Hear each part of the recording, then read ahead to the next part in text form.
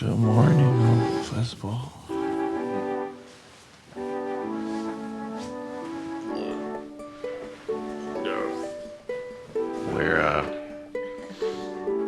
We're back in Los Angeles 20 days later. It's all over.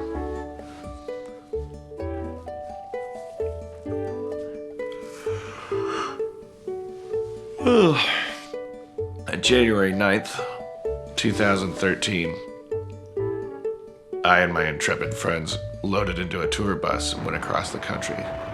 In each city, I got drunk and talked into a microphone for anywhere from 50 to 350 people who had all shown up because they liked my podcast, Harmontown. I crowd surfed pantsless and signed people's clothes while they were wearing them, drank moonshine, blacked out. I just remember collapsing onto a table full of hot wings.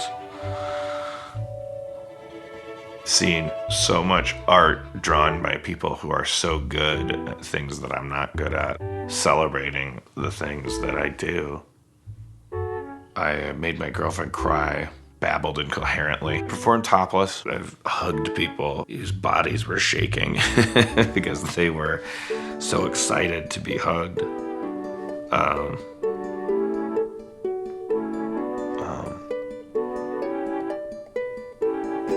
What did I learn?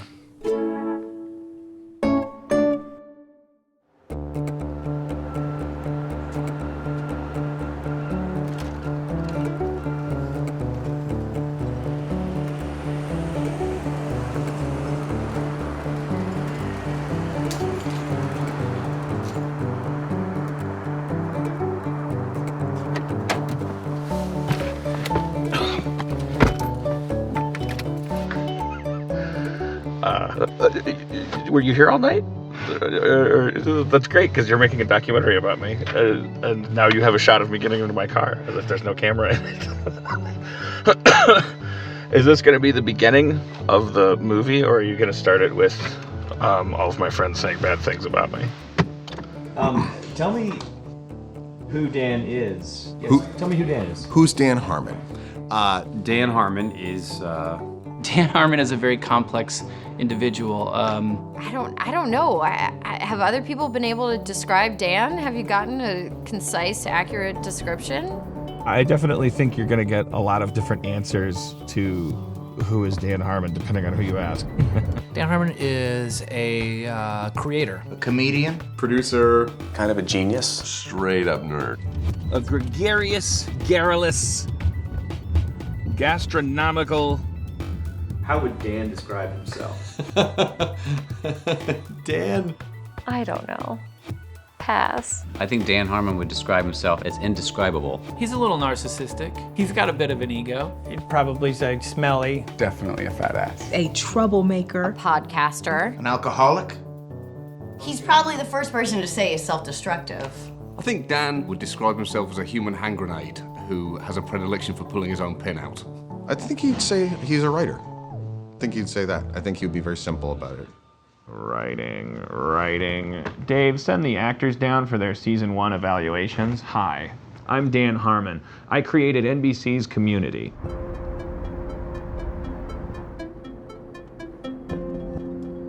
Community is an exploration of people who are sort of on the outskirts of society, who have been given a second chance. You say guys suddenly just wanted to play Dungeons and Dragons? Yeah! Why wouldn't we? There's a running theme in his work that he reaches out to people that aren't used to being reached out to. And you kind of feel like you're in a secret club if you watch Community, because a lot of the world doesn't even know it's a TV show. Community's had its ups and downs this year. Its ups were the nights we followed The Office and people left their TVs on by accident. Its downs were the rest of the season. The show's his baby. So like he wants the show to be perfect. Dan wears his heart on his chest and he speaks his mind, and it has gotten him into trouble. He's always striving for perfection, and I think he's harder on himself than anybody else.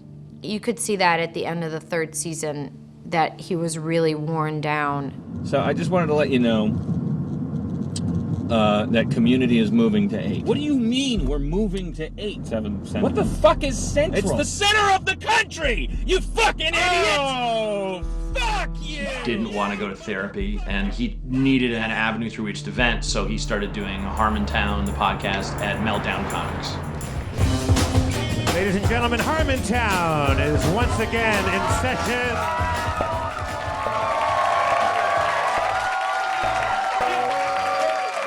Well, Harmontown is a podcast that they do every week where Dan, Jeff, they kind of just, they'll talk for a while. It's different. It's not just an interview thing. This is it. We don't prepare. Dan spent the last 3 years writing for a big network show. There are all these filters that his work has to go through. Like, this is the polar opposite of that. When you walked into my apartment, you would be knee-high in pizza boxes. There was mannequin legs with pantyhose on them. I was wiping my ass with T-shirts because I wouldn't go buy toilet paper, because I didn't want people at Albertsons to know that Heat Vision and Jack hadn't been picked up for series. He's got a lot on his mind. and when he talks about it, it's like, you do kind of want a front row seat for that. Uh-oh. No, I just do that to hope that I come up with something else to say. This show is very unique in that it's very interactive. The audience is very much a part of the show. All right, well, I guess let's have a hand for the fellowship of looking forward to The Hobbit. None of us were the cool kids in high school. Nobody's like the prom king in that audience, unless they went to like an anime school or something. Let's introduce our dungeon master, Spencer, everyone. I don't think a lot of people could sit through a staged Dungeons and Dragons. That's crazy. There's really nothing that's embarrassing in here because we're all admittedly fetishists and nerds and weirdos and lonely and... I'm kind of hesitant to call this a kink. It's not really a kink. It's not really a fetish. Because I don't get off on it. That's the thing. But I may. I can't believe you don't come here every week.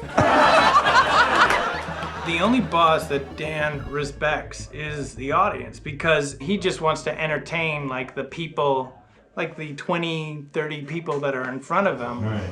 Well, everybody be cool. So one night in the show, Dan played a voicemail from Chevy Chase. If you were here right now, I'd kick your teeth out, you alcoholic fat shit. You're gonna live to be about 57 if you're lucky the way you eat. And your writing is getting worse and worse, so suck my cock. You're not funny. You're okay. After a fan fight to keep it on the air and those now infamous Chevy Chase voicemails, Community is in the headlines again. It's long been reported that Harmon has clashed with the network, crew, and even some of the actors. But now he has been fired from the show he created. Chevy, how you feeling about the Dan Harmon stuff? The what? Dan Harmon. Who's that? For 3 years, I was told, get higher ratings, and I figured out how. I'm gonna go to the networks that have higher ratings, and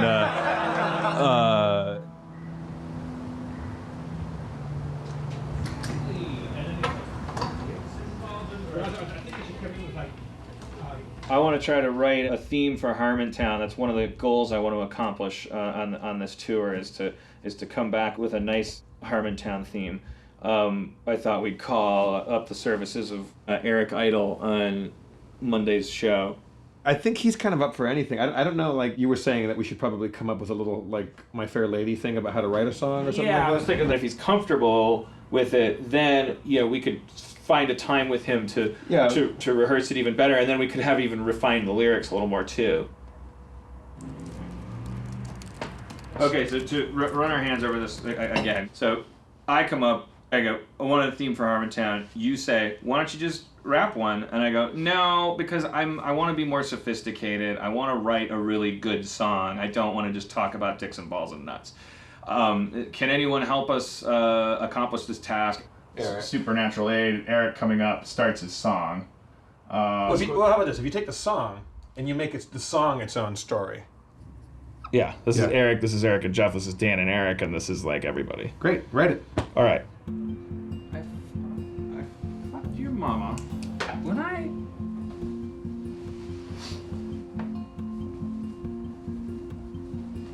What if he sang about fucking my mama? Oh yeah, that's When I first fucked Dan's mother. What? Oh, Harmontown, oh, Harmontown. Where Harmon's mom is on the ground. Harmontown, oh, Harmontown, where Harmon's mom is on the ground. Mom is on the ground. Oh, taking wiener by the pound. Down in Harmontown. We're so close, we just need like one more. We just need to fill in this chapter. What if it's not another refusal right here? What if it's complete acceptance right here? What if it's you going off like a discovery right there? I basically join in the song, but my rage at you guys it's like breaks me down, and then we cross the return threshold, and then we're just all singing. Yeah, you're only singing the kind of crap I've been singing all along. Yeah. And Eric goes, well, listen, Dan, open up your mind and tell me what you see. Dicks and balls and mama's cocks and lots of poop and pee.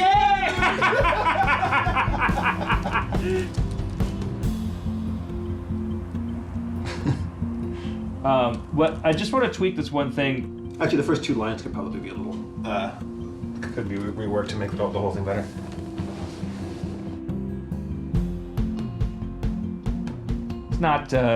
It's not perfect yet, but we're gonna present this to Eric Idle, and no doubt refinements will be made.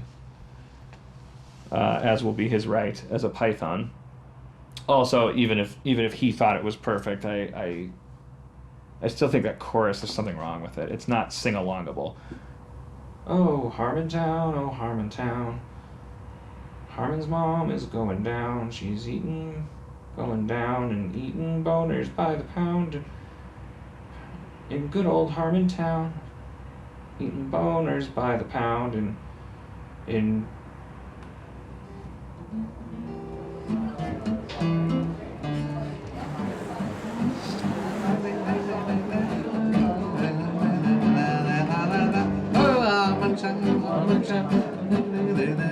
I literally don't know a single word. Yeah, I can't remember either. Harmontown, but if you go something like that. Harmontown, Harmontown.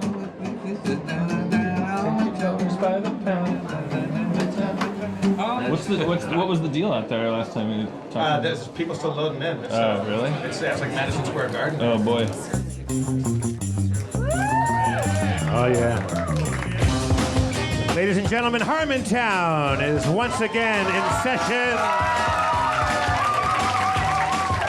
We're going on this tour, Jeff. We're representing Los Angeles out there. There's 20 cities waiting for us. Like, I'm not gonna roll into Austin talking about dicks and balls and butts. I want to write good music. I want to be a good singer and songwriter. Well, I don't think people come to Harmontown because you're a craftsman when it comes to rapping. I think they like the free for all that it is. It becomes very adolescent and puerile. Well, let's do it this way. Is there? We got a big crowd tonight. Are there any like professional like singer-songwriters that like possibly Cambridge educated. We'll take Oxford, but is anyone Cambridge educated? Is there anybody here that can teach a tutorial for Dan? I was at Cambridge.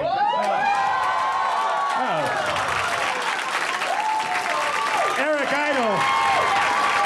Eric, I'm so glad you're here. Obviously, you're world renowned for your craftsmanship in comedy songwriting.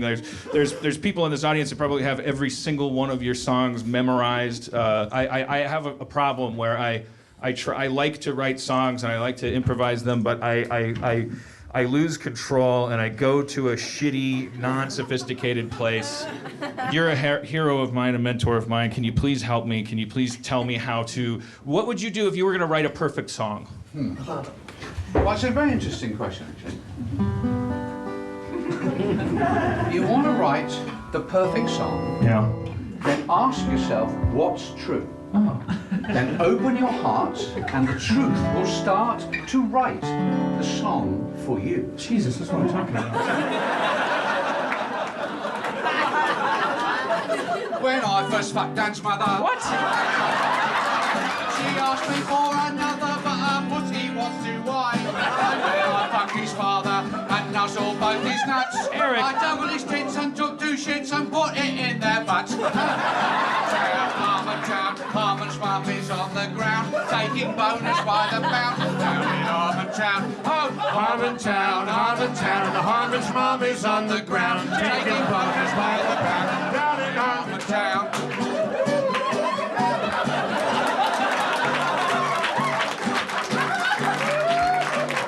Now, Eric, I have a question. Yes, sir. What would you rather do? Fuck Dan's mother in the butt or make her eat your poo? I've asked myself this many times, and here is my reply. I feed her my poo and fuck her butt too and bid her a fond goodbye. Harmontown, Harmontown, Harmon mummy's on the ground, taking bonus by the pound. Down in Harmontown. Everybody! Harmontown, Harmontown, Harmon's mummy's on the ground, taking bonus by the pound. Down in Harmontown.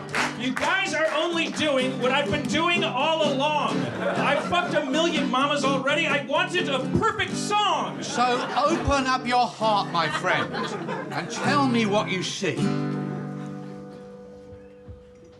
Both your mothers sucking dicks and drinking all my pee. Oh, Harmontown, Harmontown, Harmon's mom is on the ground, taking bonus by the pound. Down in Harmontown. Everybody! Oh, Harmontown, Harmontown, Harmon's mom is on the ground, taking bonus by the pound. Down in Harmontown.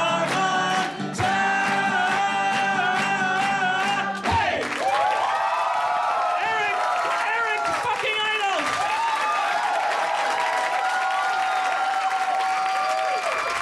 The hardest thing is making something so delicious, so slippery, greasy, salty, nutritious, and easy to swallow that someone can fit it in between 16 hours of ditch digging and the next 16 hours of ditch digging.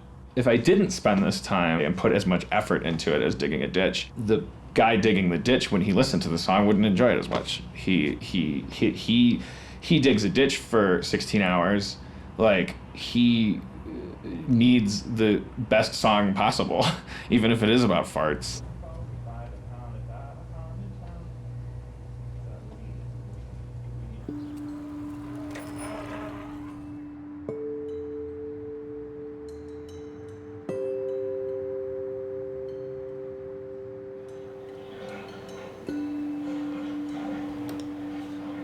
On the sixth day, God created writers, but on the seventh day, the devil filled the internet with porn and blogs about blue whales and all kinds of other things to keep you from writing. And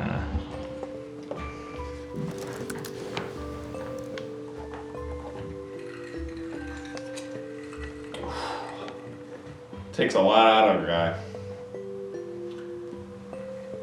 Being a vessel for God.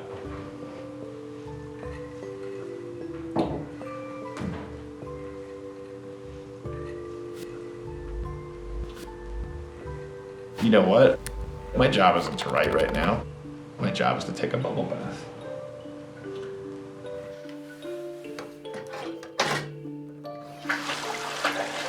It's my favorite thing in the world. It's my moment to feel like a little baby. It also has little jets in it that you can use to relax and massage yourself. Rumor has it sometimes you could use to maybe tickle your butthole while you're jerking off in it. But I that's just something I heard from on a forum.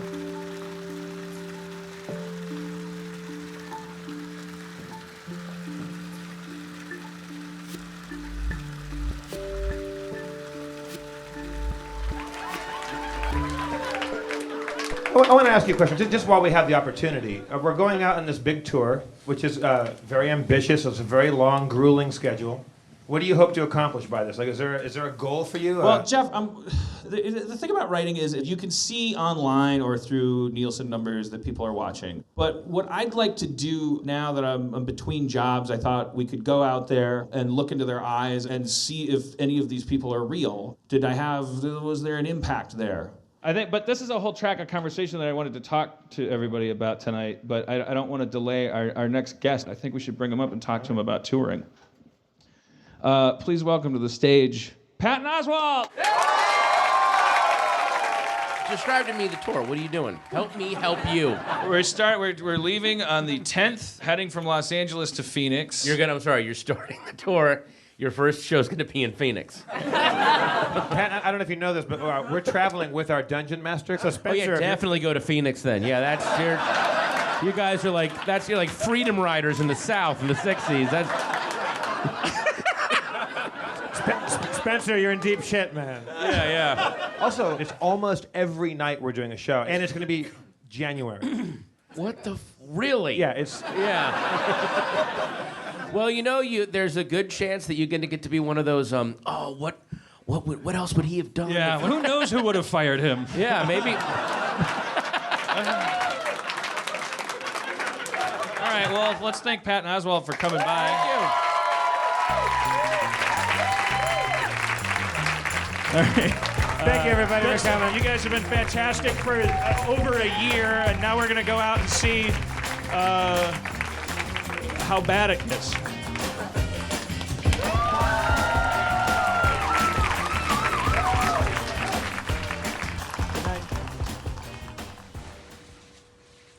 Do you remember when this is all you had to do to make people happy? Remember when this made you a good person? That's it. That was all you had to do. Still had to do something. It was still an accomplishment. I put bubbles on my head. I look like an old man, even though I'm a little baby. And everyone would just applaud and laugh.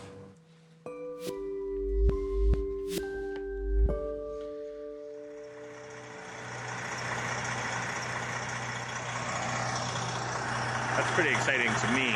It's probably not exciting to you because it's an image of a bus. You could probably see one of those on the internet by Googling the word bus, but that's a bus that I rented. Oh, is this video right now? Spencer, I'm keeping a private YouTube vlog. How much writing do you have to do?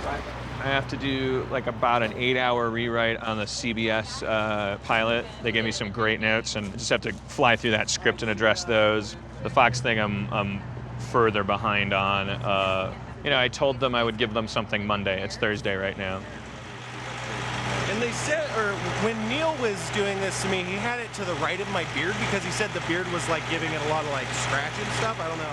Right now, tell me all the facts that you know about Spencer. I know that his beard holds the souls that he eats, and that he draws power from them. But I know he's a chocoholic. Right? I know he goes from 0 to bitch in 60 seconds. He doesn't do Mondays. I know that it's not a pot belly. It's a fuel tank for a sex machine. All right, let's do it one more time. Should I talk differently or the same? No, just your personality. I don't even know what that is. I'm Spencer, and I'm the Dungeon Master. Hold real still for me. Is there anything you don't want me to talk about? Yeah, everything. Just don't talk about me. I wanted to talk about the day you were born because it's hilarious. Oh, yeah. When I was born, I had testicles that were larger than they are now. This is my room. It's where I go to, go on the computer and sleep and hide from the world. This is my dice tube. We used to have more dice, but I gave a lot of them to people, my friends and stuff. I had broken up with a girlfriend and was trying to get my mind off of things, so I turned to the wonderful world of podcasting. And I had the random weird thought, I was like, I might be able to play Dungeons & Dragons if I go to Harmontown. The first time I went to the podcast, they were like, well, we wanted to start playing Dungeons & Dragons. So is anybody here, is somebody here like a Dungeons & Dragons kind of aficionado? And this one hand shot up, and it was Spencer. Are you willing to come up here for just a second? What is your name? Spencer. Spencer, everybody. Spencer doesn't really like being around people. He doesn't like being around strangers even more than just being around people he even knows. And so to be going up and doing this, it was amazing. So yeah, we've just been playing Dungeons & Dragons on stage ever since, and it's been kind of crazy. I've gained a lot of followers on Twitter, so. You do notice flames licking the skins of the dwellings of the gnolls. You can hear the sounds of screaming and shouting. Let's go in and help! These licking flames remind me a lot of the belt that used to lick my ass. Wait. Your dad licked your ass? No, his belt did. His belt? How do you know it was his belt? It's a magical belt. Because it was hard and held his pants up. That's called his dick. So in Dungeons and Dragons, most of the time you roll a 20-sided dice, and the higher you get, the better you do. So if I rolled one for the tour, we'll see how good it turns out. That's a 3. So there you go. It's gonna suck. That's the first time we made it. We're rolling. We did it. The bus works. The bus works. Vlog entry, YouTubing it. YouTubing it. Here comes, this is the Wrecking Crew. YouTubing it.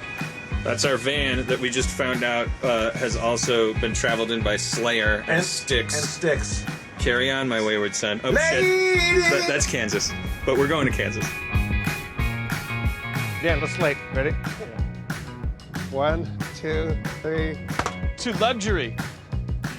To no apologies. Gentlemen, let's have a perfect tour. Perfect tour.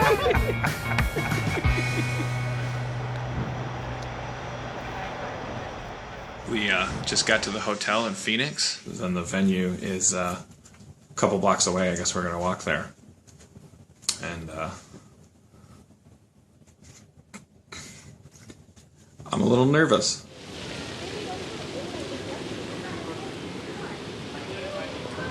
Do you get nervous in LA? Yeah, a little bit. Differently, though. I mean, this is like, there's so many more unknowns. I love it. For me, the more unknowns, the better.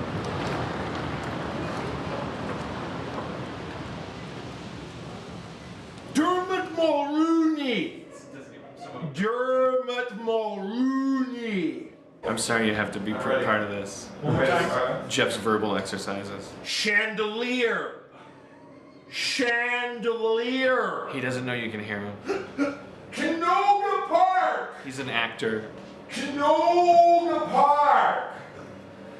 Crib death! Crib death! The all-important lip stretcher. Crib death. Pedophilia is an option when you have the gumption. All right, I think I'm ready to go. I'm loose. God, I'm loose. Blow this. Phoenix.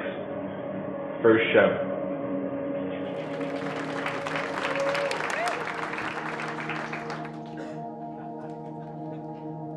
I'm kidding. Thanks for waiting, everybody. How you doing? Hope we can make these people happy. Won't you please help me welcoming the mayor of Harmontown, Mr. Dan Harmon?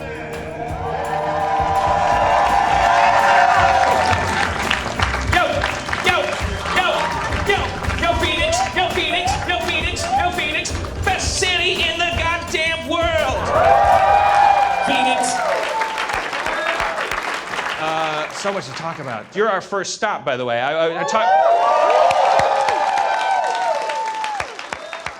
Holy shit, what a great city. Phoenix is amazing. You're already starting to sense that I'm forcing that? We have to get a couple things out of the way just for the movie. I'll take it off of your $22 if you see me after. So we need like the slow motion montage, like of me killing it at every venue, and we definitely have to fake that, because it's not gonna happen. Wait, this sounds like the most dishonest thing in the world. No, it's Dan, Harmontown is about being sincere and honest connections with people. Well, it's basically a real thing, but just imagine that it's the end of the show and like I did really good and just like kind of slow-mo, like reach for me, like you wish you could touch me. Like 1, 2, 3, do it, like slow-mo. Wait, hang on.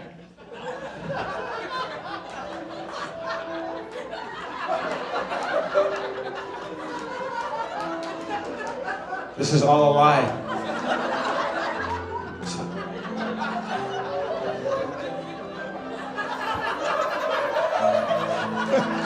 What kind of movie do you think you're making?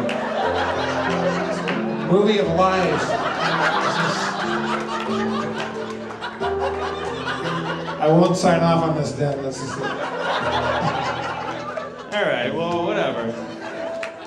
All right, let's stop with the gimmicks. You were nervous about tonight. Well, yeah, because clearly you can tell from the photos on the wall that the people who normally perform here, they have actual material. They're doing it in the picture. There's a picture of a lady going like, ah! She's in the middle. She's just finishing explaining like what Jack Nicholson would be like in a drive-through. Or...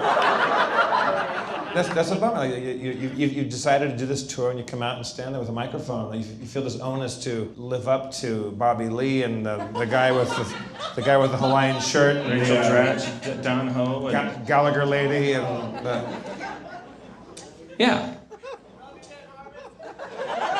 Yeah, I want people to relax and have a good time. I want to be the reason they were entertained. I think that's what drew me out here. Is I was like, I want something. I want to feel like I do something for a living, and they deserve better. Stop saying you love me.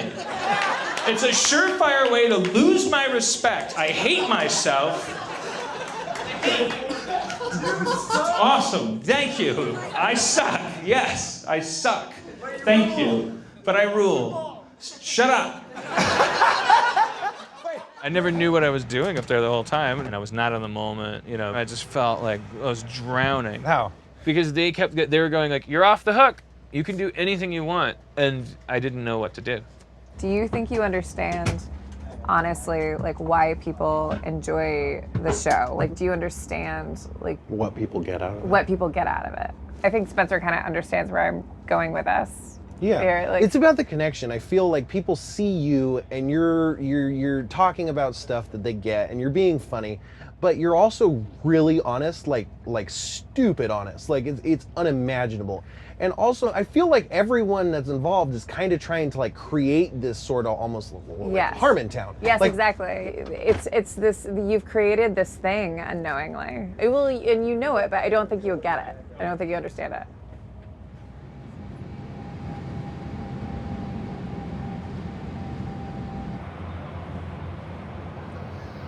Rap! Oh, shit, you want to rap?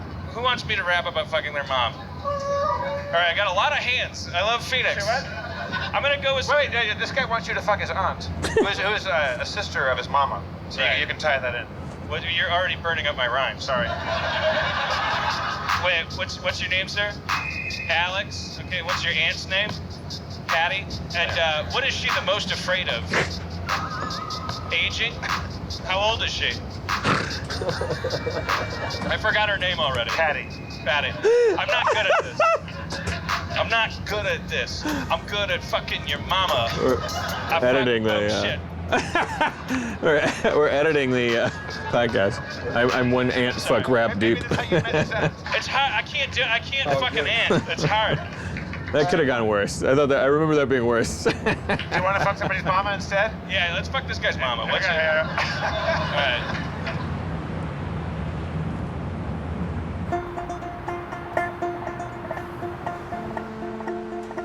I don't have my ear cam. I'd like to go al fresco tonight. I want to hopscotch away from the way I started Phoenix, and I feel like I need to train myself to be a little more confident. So have you seen a difference in audiences on the road so far? I know you've just done Phoenix. It's our second city. Yeah. So I honestly like no, I haven't. So to me, all of your work is about connecting people and turning a passive audience into an active one. Be it from like the amazing passionate rallies and protests from community fans, and even like Spencer, like just somebody who was in the audience, now a part of the show. Was this always in your head when you're doing these things to like get fans like out of their chairs and producing content? It's never something that you consciously think. It's just it's a thing that I've always found it makes me happy. Right. I definitely like all I want on my deathbed is to think that when I was 40, the people who were 20, that there was a contact.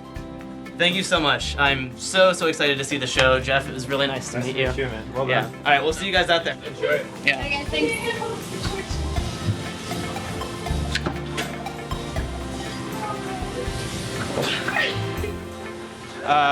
We had a great time in Phoenix. We learned some painful lessons, mostly about myself. They were good people in Phoenix. They loved me, and I flung myself onto the sharpened rocks of my own self-hatred. And you know, like on a regular show, like a comic would come out and go like, hey, knock, knock, who's there? And then there'd be a guy in the audience that'd go like, you suck. You know, that's the dynamic, is like, that's what a heckler is or whatever. Like, it's completely inverted with me because I have no act, and then I come up and I go like, oh, I'm a bad person. And then people in the audience go, you're doing fine. We love you. We love you. Season 2 of Community made me cry. Just keep going. And I start going, fuck you, pal. What do you know? Yeah, Dan actually started heckling the audience as well. It was terrible. I felt awful. But you all listen to the podcast, right? So we're fine. Also, the thing I decided backstage, based on the way things have been progressing, like I want to bring Spencer up right away, not to play D&D necessarily, but Spencer Crittenden. He's a national treasure. And yes, he looks exactly like you thought he would.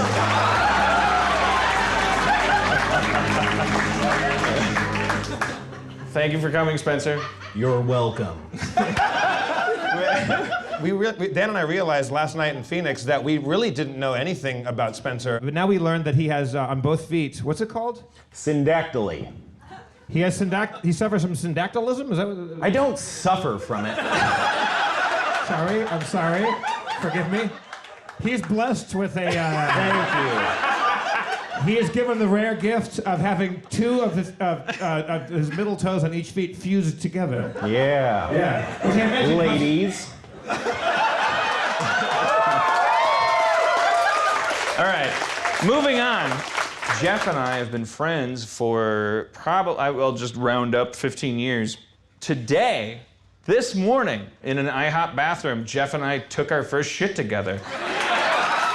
Not together. Next to each other. Different toilets. I've known him forever. And it's like, I came in the bathroom, I know he's in there. Like, I'm not going to ignore it. But I'm saying, I heard his little plip-plops. That's all I want to say. I take adorable shits. They're like unicorn tears. Sploosh. Come on down to Harmontown, turn that frown upside down. P is yellow, poo is brown. Come on down to Harmontown. Yo, Texas, I hope I don't wreck this. I'm trying to freestyle coming off Phoenix, I feel frantic. I want to freestyle for you. I want to rap for you, not do it like dude do. Feel it coming inside. I feel terrible. I'm doing a terrible job. Yeah. Fuck. Yeah, that's cool. All right. Dan, don't panic, man. All right. Just keep it cool. Keep it cool. Yo. All right. Take it easy. Yo, Spencer. What? Come on down to Harmontown, turn that. You know, we've asked ourselves what the point of Harmontown was. Dan's never really had a good answer for it yet. We love you. You guys are amazing, man. I think the message is making itself really clear. I think it's that idea of trust, of free fall. Throw yourself out a window. Don't know what's going to happen. Don't look ahead. In this, nothing can go wrong because it's nothing that we're doing. Did you like the show? Yeah, it was awesome. Very cool. It was great. Awesome. I'm going to stay here. We're not leaving Austin. Thank you very much. No problem. Thank you. Great show. Drive safe. Thank you. Hello. Hello. I'm also from Milwaukee. Oh, no shit. Yeah. Thank you so much. No problem. Great show. Yeah. Thank you. Thank you. Thank you. Are we rolling? Can I go shoot Dan taking a shit right now? We'll buy you a drink. Yeah. Of course. The answer is always yes. How do you hold this? It's recording. Where do you... I've taken like 5 Wait, shits. how do you hold this? Like here? No, put your hand in here. Whoa. What in the... Welcome to Harmontown. Words might fail to circumscribe the lesson I learned in Phoenix, but it's a little bit about adapting to a new principle, which I think is... I thought this was going to be about me getting better and better at doing a show.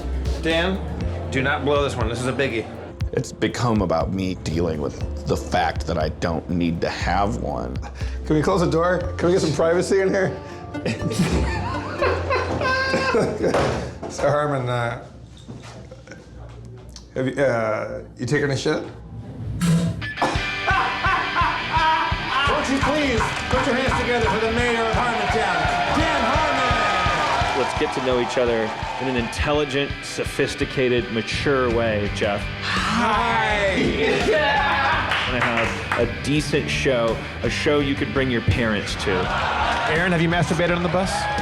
Hesitation? Yeah! Here, this will help. You wanted to see it since we began this movie.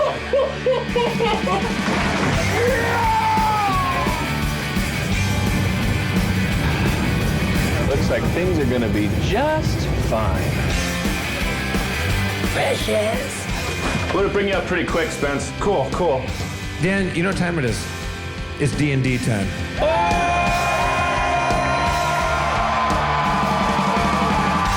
Why are we up here and why are you back there? This whole thing is fucking backwards. Cocky? You don't know the half of it. I just want to, burn down the White House. Good night, everybody. Thanks for coming. Go ahead, God. Take your best shot. This is my world now.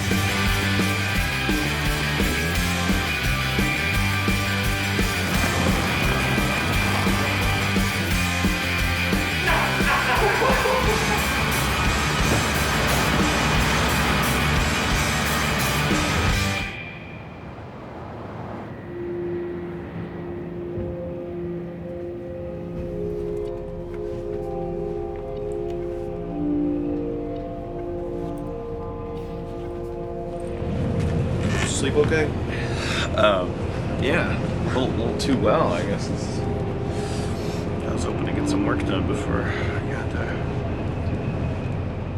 I'm in big trouble right now. I'm supposed to be working on my CBS pilot, and then I have a Fox pilot I'm supposed to be writing. And if they saw what I was doing right now instead of writing it, they'd be very upset with me. I should have been done with both of those things far before this tour started. I took work onto the bus with me, and it's torturous.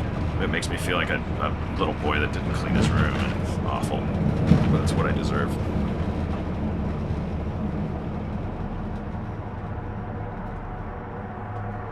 All right, guys, here we go. Quiet, please. Let's roll. Rolling. And action! I met Dan back in, holy cow, I think it was probably 91. I'm coming!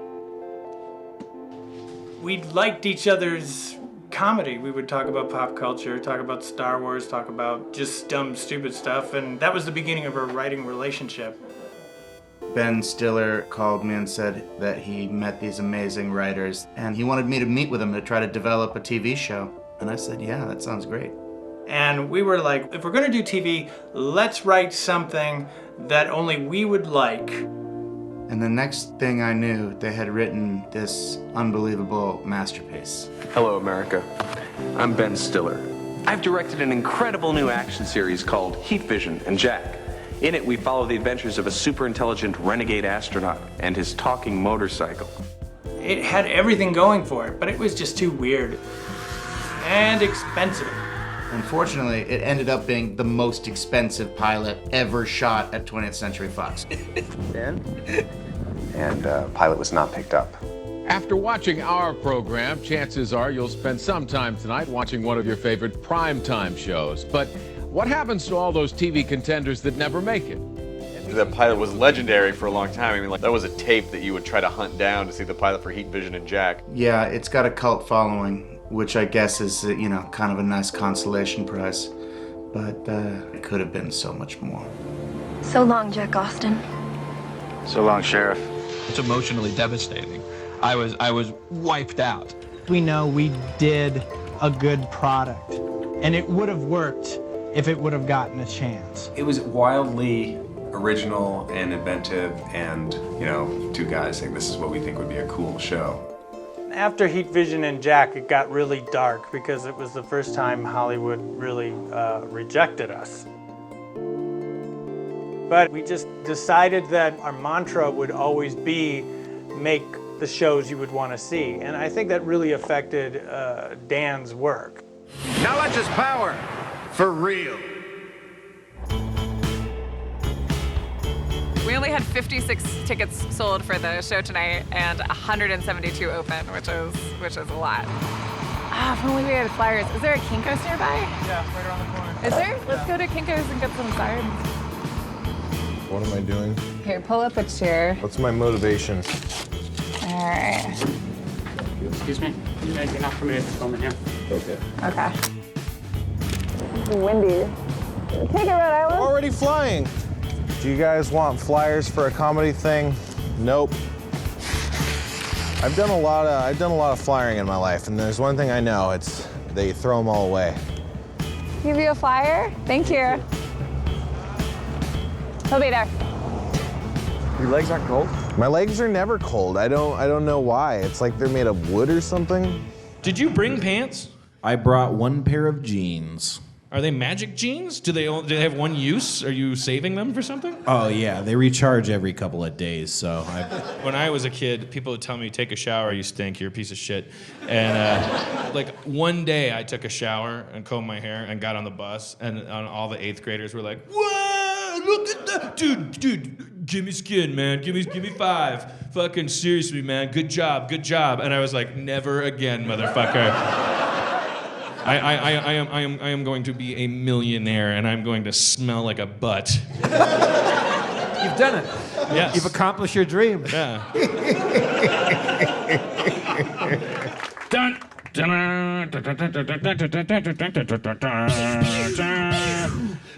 It is a dark time for the rebellion. Gary Busey's in Star Wars. Surrender your lightsaber, Darth Vader.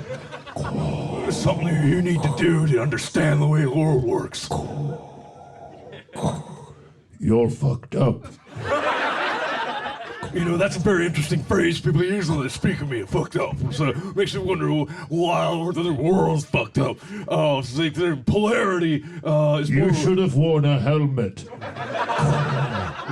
I do. All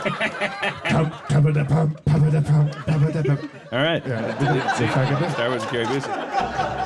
What does it say? Silver Staff of Silva? Yeah, Silva. Do you remember that thing that you climbed up out of the hatch with? Right. Yeah. So it's a long pole. If you learn that if you tap it against something, it gets longer, and there's a button that you can press on it. Press that button. I press the button. It gets stuck. What do you mean it gets stuck? It gets stuck. Oh, the button does? Try to unstick it. I tap the staff on the... It's stuck. I try to unstick it. It can't. It's stuck. You just said try to unstick it. Yeah.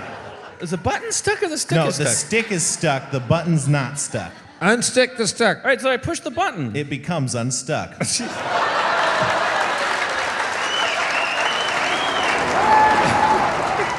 Could you sign this real quick? Yeah, so Spencer, do you have the marker? What's up? She would like to get an autograph. An autograph? Sorry, I'm sorry. You're okay. I'm not okay! You're fine. Where do you want it? Anywhere. Anywhere you want to sign it. 2 S's? Yep. Is this your wife I'm signing on? It is. You bet. Hello. Hi. Can I get a large blue? A large blue and a what? A book in the back. Yes. Can I get a picture with you? Yeah. Thank you. Yeah, no problem.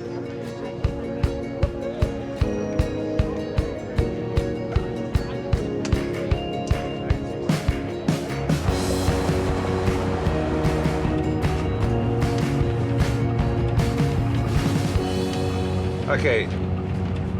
So what heading am I under right now? All these These things? are all different those are wondrous items. That's a type of magic item. Are you knowledgeable about those? What is the Nulzer's Marvelous Pigments? Oh, those let you draw things and then they come to life. Like if you draw a birthday cake, it would be a real birthday cake.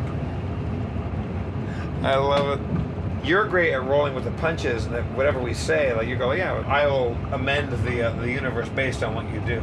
Well, that's the thing, is that D&D is like collaborative storytelling. I just come up with ideas. Okay, so like literally Admiral Darkstar, when Dan and Greg and Jeff were playing, you guys were harping on the fact that he wasn't like an admiral of anything, so I revealed that he had ships, and so I decided that since there was this guy and he had ships, and he was after these things that you're after, and also he said he was going to destroy the planet, he should come back. So he came back with his fleet. So our bullshit is affecting the way that you create.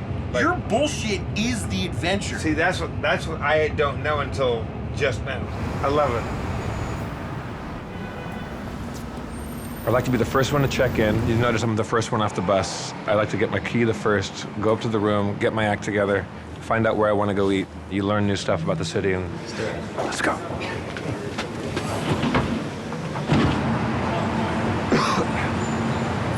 Traveling alone is my favorite thing. It's because if you travel with, like, if I go out with Spencer and Dan and Erin and we all sit there, we're gonna talk and we're gonna do our, let's go crosser.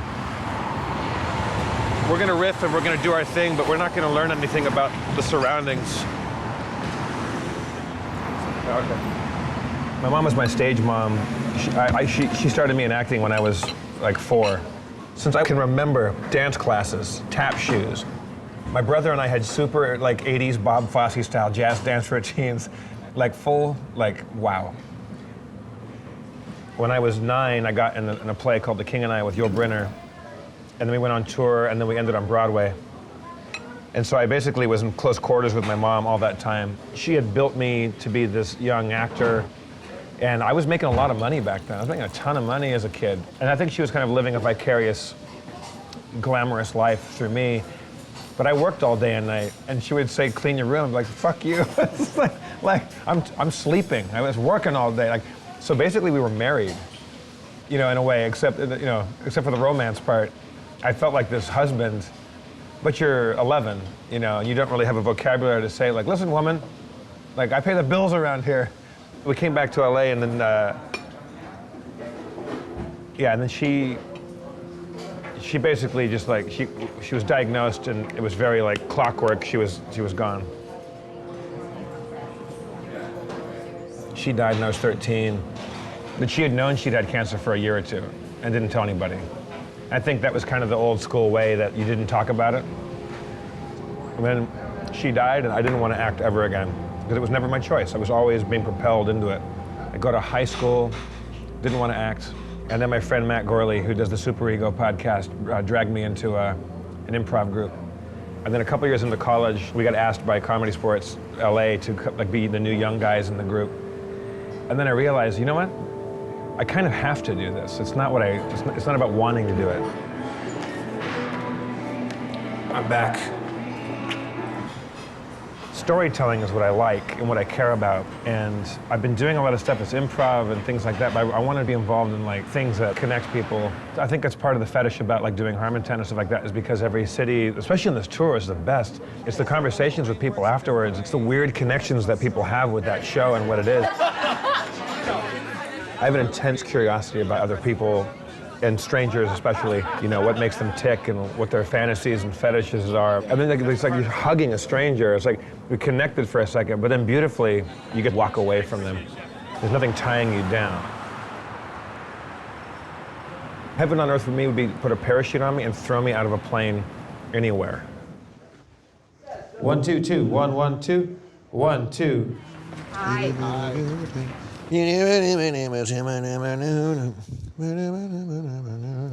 An actor prepares, you know.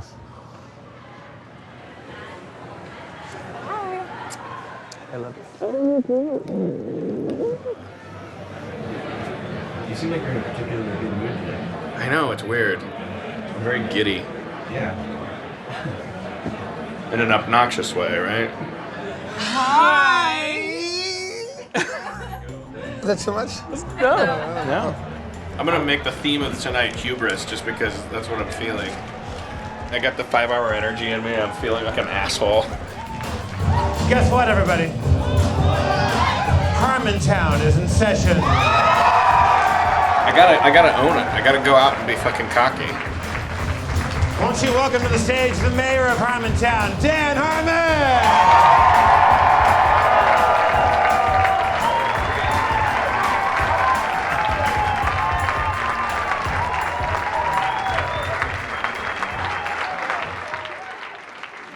I haven't asked this, Dan. You got 2 new shows in the works. No, I don't. Well, you have a CBS show and a Fox show. I conned 2 giant corporations into giving me a great deal of money. Okay, thank you for all the money, guys. Well, when are you gonna be done with the script, dude? I'm so fast, I'm fucking crazy. It only took me a week to write a Community episode because it had to be done in a week, and I had 20 people helping me. As far as I can remember, I'm a really fast writer. I can't remember past 2.5 years because I'm always high. Let's see, just unbutton my pants, put on the internet. 30 days later, almost finished. Oh, it burns. Oh, the creative process. Hey, it's CBS, guys, it's almost done. What the fuck? CBS, Dan just made a jerk-off motion, if you're listening on the podcast. He went, stuck his tongue out and made a jerk-off thing. Dan, it's Christmas time. We agreed to spend this time with Rob and Kate. Do you understand what it's like to be a genius? Do you understand how fucking creative I am? Go have fun. I'm gonna be here trying to write this script. Jesus Christ, it's gonna fucking fade in on me jerking off. In a world where both of your shows get picked up, and now you're forced to be a guy that you can't do both, but let's say that you could. Let's say you were the showrunner and creator of both a CBS multi-camera show and a Fox single-camera show. Would you get fired off one or more of them? Well, my hope, the supposition was that I wouldn't get fired from any of them, because remember, I also have an Adult Swim show coming in 2014. So you have 3 shows. The hope was that by diversifying my asshole folio, that I would now create a situation, because at the risk of sounding defensive and self-aggrandizing and possibly psychotic, the reason I keep getting fired is because I have too much time to focus on the job. And I keep, going like, yeah, but what if it could be a really, really, really good show? And then after a while, it gets very annoying to people around me, like. So you're saying by scattering your focus this much. Here was my fantasy, okay, in your gumdrop world. I wake up, okay, it's Monday, it's 9 a.m. Oh, God, 8 hours of sleep. Wow, what time did I get home last night? Oh, I was working at CBS. I got home at 3 p.m. Because I said, what if there was a dog in it, and that my job was done.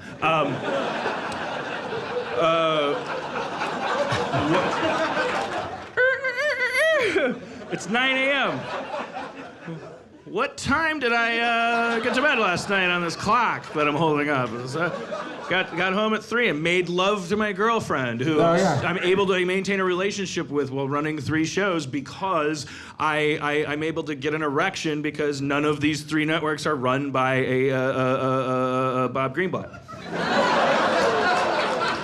So my dick gets hard, mysteriously, out of nowhere. I'll just be sitting around and my dick will get hard, and blood is allowed to go into the little valves.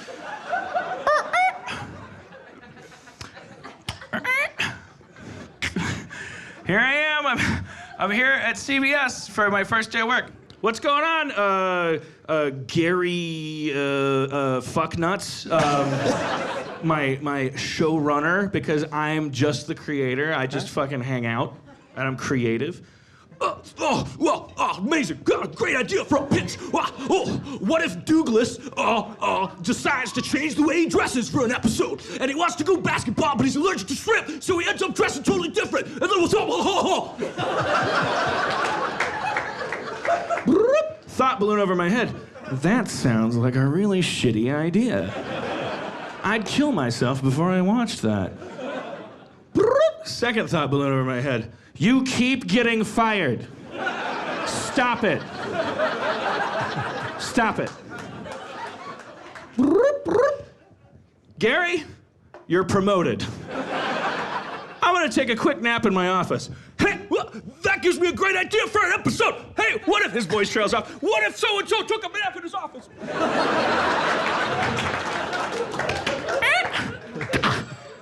Open the window in my office, climb out. Natalie, AI car, pulling up to your predetermined escape route. Take me to Fox, Natalie. Now arriving at Fox Studios. Hey, whoa, did you hear the news? Golden Globe, yay. I'm gonna go in my office and take a nap. Natalie, take me to Adult Swim. Wait, stop on 3rd and Dope Dealer Street. Hey, Mike. Hey, Mr. Harmon. Whoa, Mike, what race are you? I'm an Eskimo, Mr. Harmon. Just checking. Just checking and clarifying. You sounded a little sky-cappy there. Now make with the drugs and the blubber. Thank you. Because I'm going to Adult Swim where 30 people are going to watch. But it's all about fucking excitement. Hey, everybody. Hey, it's me, your friends. Whoa, we're all your friends. Ah, we don't know what the fuck we're doing, but we're your friends. Woo, woo, woo. What do you got for me? We don't have shit. We don't know what to do when you're not here. We're your friends. What the fuck's happening? We just got high the whole time. You were gone. We're really freaking out. Hey, guys, take it easy. What if we did an episode about people freaking out, drawing a circle on the board? Look where we are. We're freaking out. The cosmic threshold, goddess, tone with father. Who's say you're fucking genius? Please give me a job every time. Holy shit, I can't believe it. I'm so fucking high. I'm freaking out. Hey, you got a phone call from the president of Adult Swim. Hey, Lazo, how's it going? Hey, man, I just want to let you know I'm so fucking high. I love this fucking show, man. I love everything on Adult Swim. I don't give a shit. Nobody's watching. I don't give a fuck. I'm high. I got a fucking pickle in my ear. I got an antenna on my head. I'm in Atlanta. I don't have any political reason to fuck around with anybody. I'm just having a great life and fucking living my dreams. And it's fucking great. Television's for fun. Hey, you were on speakerphone the whole time. We were rubbing our dicks on the phone. I love that. We didn't mean to we weren't doing it out of disrespect. We just love rubbing our dicks and stuff. We're so high. All right, guys. Whoa, what time is it? 3 p.m.? I better go home. But we're podcasting this show every night. Presumably, somebody at each of those networks is listening to all of this, right? You could get fired before these shows ever get picked up. That could set a new record, yes, is what you're saying. Yes. I have to be the Chuck Yeager of something, Jeff. Now, it'll be fine. I'm exaggerating. And I'll edit all this out. I went a little overboard with the honesty tonight. It's a little self-destructive. Oh, shit. That was awesome. Oh.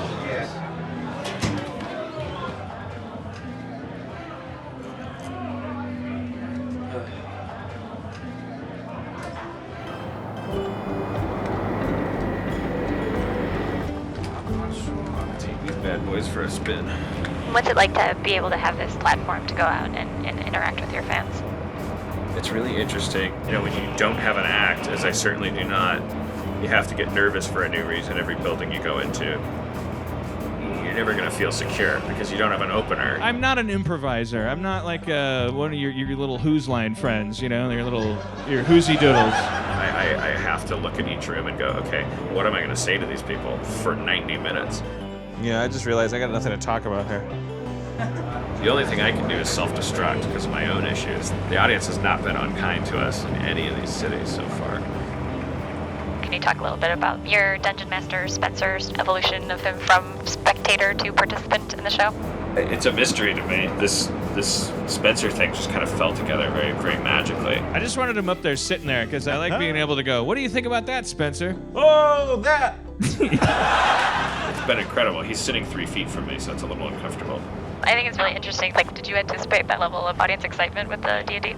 Not at all. No. God, no. All right, well, let's play Dungeons and Dragons, Let's right? do this. All right. They're absolutely and really unironically cheering for rolls of the dice. It's a critical hit. Fuck yeah. Cheer cheering for spells being cast. They're cheering for people pulling out certain weapons. I swing my far sword as hard as I can at the heart. Your far sword goes wide, and rather than hitting the heart, it instead strikes a tentacle. Is that good? It's better than not hitting anything or hitting yourself in the foot.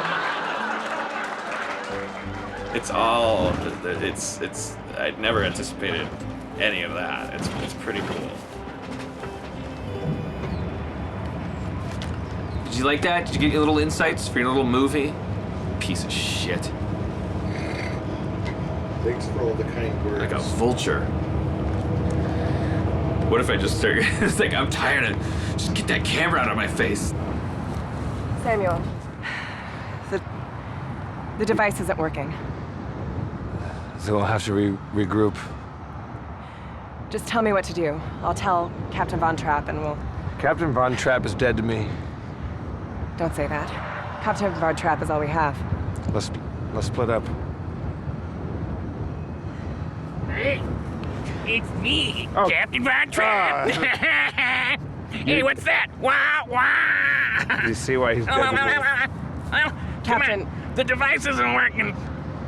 I feel like you're not taking this mission seriously enough. Sure I am. Look, we know that he's the chosen one. We saw his face on the tablets. I put that there. What? Wah! What? No, Captain Von Trapp! No! Captain Von Trapp!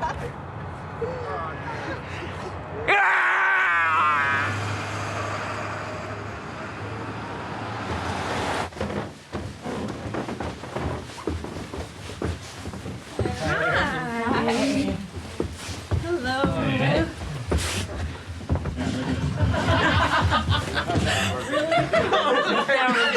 They were both down looking at their phones. Didn't even realize That's who what was you walking did. by. Oops.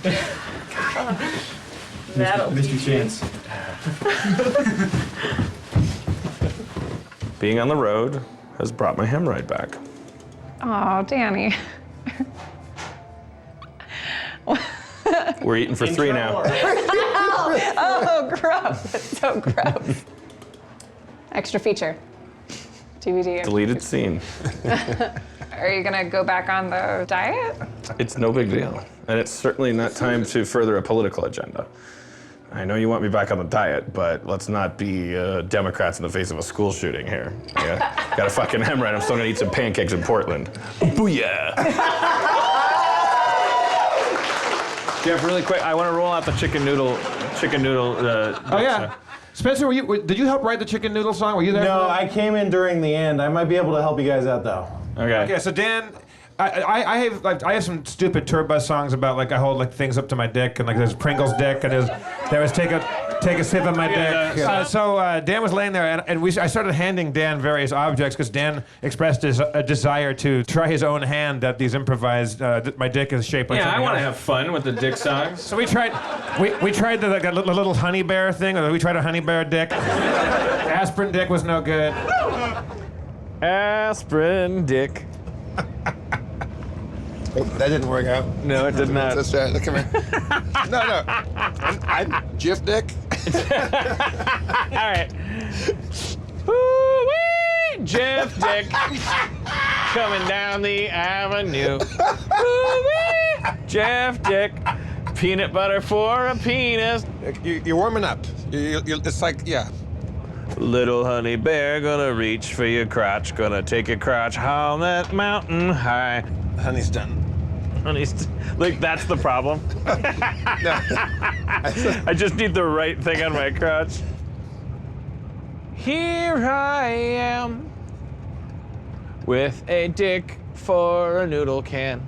Wait, hold on. We can tell, like Tin Pan Alley songwriters, what we do, there's a gem there. There's a kernel. Here I am. Don't have a dick, I got a chicken noodle can. All my life, I've been putting this can inside my chicken noodle wife. Oh my. Well, you're jumping it. What? Look, here I am. I ain't got a dick, I got a chicken noodle can.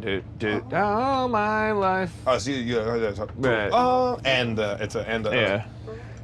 Here I am, got a chicken noodle can. All my life. No, you're still doing it though. Chicken noodle God, come down from the mountain. Say, chicken noodle man, you gotta work all day. Chicken noodle man, you gotta cross the River Jordan.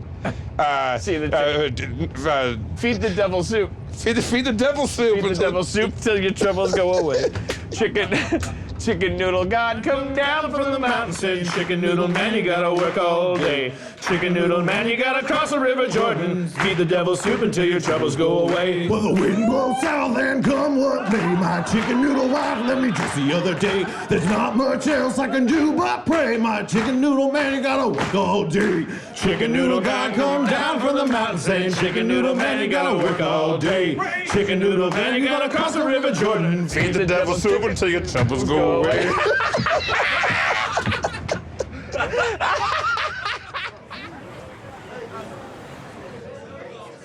Is this a draft house or a I can't get a beer house? Yeah.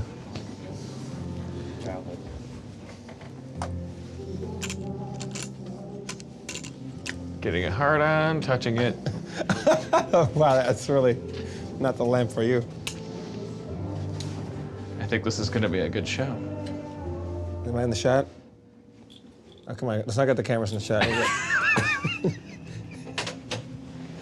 I have around an H2O 3000. I've known you for a long time. You've gone through a series of fetishes. Are you on something new that I don't know about? Is there I have a nylon fetish. I like women's legs in anything other than reality. So if I took that lamp and rubbed that toe on your nipple, would that still get the job done? Yeah, I guess. I mean, you'd be there. I don't know. I guess I'd get used to that after a while. And when I was in my 20s, as I was trying to like figure out what got me off, I bought mannequins and mannequin parts from warehouses and stuff, and would clothe them in nylons and stuff. Dan, this shot's brought to you by Red Bull. Then you bought the real doll, and we didn't see you for a year.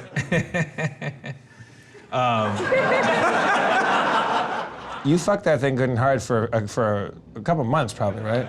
Until you fucked her head off or something? What happened? Did the head started to kind of tear? Well, that sounds violent. Yeah. You see these ads for, buy a fake woman made out of this stuff, and you're like, it's the perfect crime. Like, I'll take myself off the market. I'll spare all these poor women. I'll spare myself. Like everyone will win.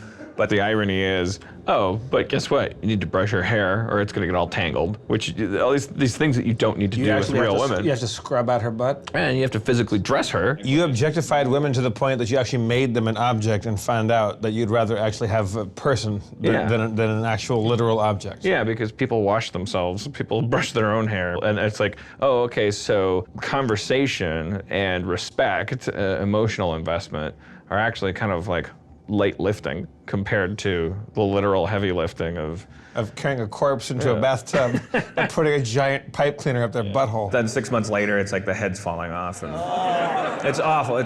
Yeah. Because when do you throw away your $6,000 rubber woman? Awful. Thank God I had an assistant by that time. All right. Well, it's not our fault. Neil wants this awesome shot of us not carrying a bunch of shit. I was just wondering. I can't help it. I don't care. It's the shot that we need. I'm just freezing. I gotta get out of here. My fucking hands are cold. I'm not wearing a sexy multi-coast parka right now. Harmon. My girlfriend's calling me. What do I do? Director? Go to her. Go to her. She needs you? We'd love the shot. All right. Lucky me No drama there. that the shot didn't involve. Definitely didn't need your help over here. What? You're lucky The that movie's shot about didn't you being involve encumbered? No. It Is the movie about you walking places? In point of fact, yes. Almost certainly. I was just asking your help to help move I know, things. I understand, and here I am. I didn't know that you were doing like a big entrance shot. You can redo it if you'd like. You can put that around my neck. We could redo this. 900 people could help you with this. Well, who? That was nearby. I want to get in there, and I have to get set up. Yeah, I've been doing the tour, and like setting it up. It's a thankless job. God damn it. And one that no one asked you to do.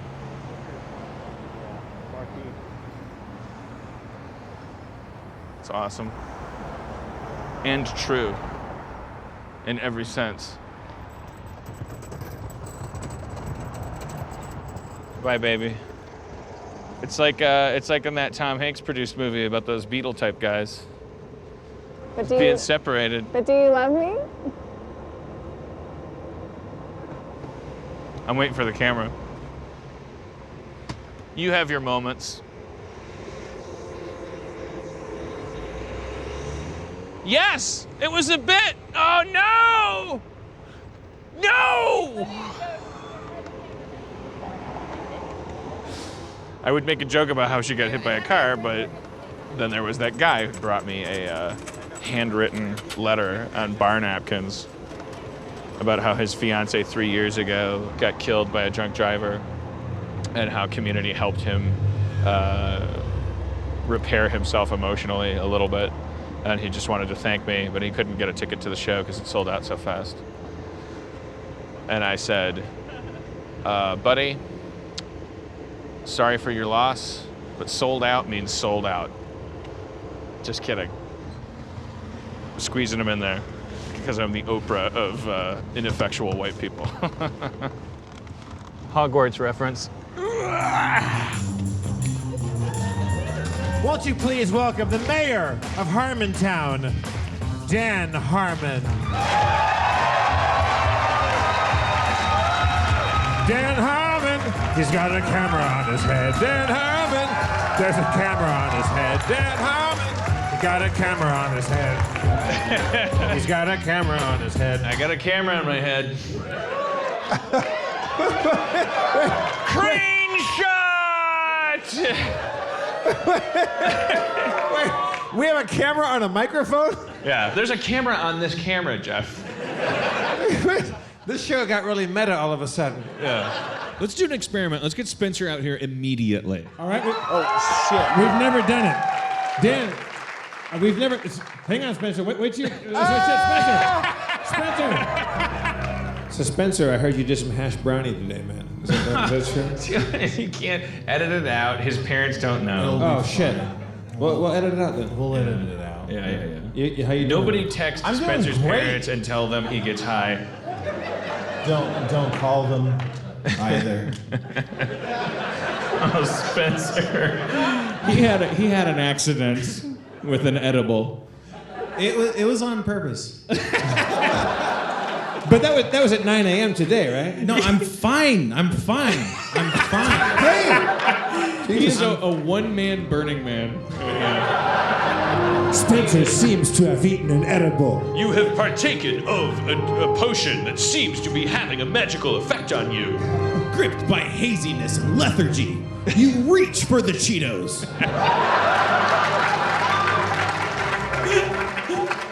See, I'm fine.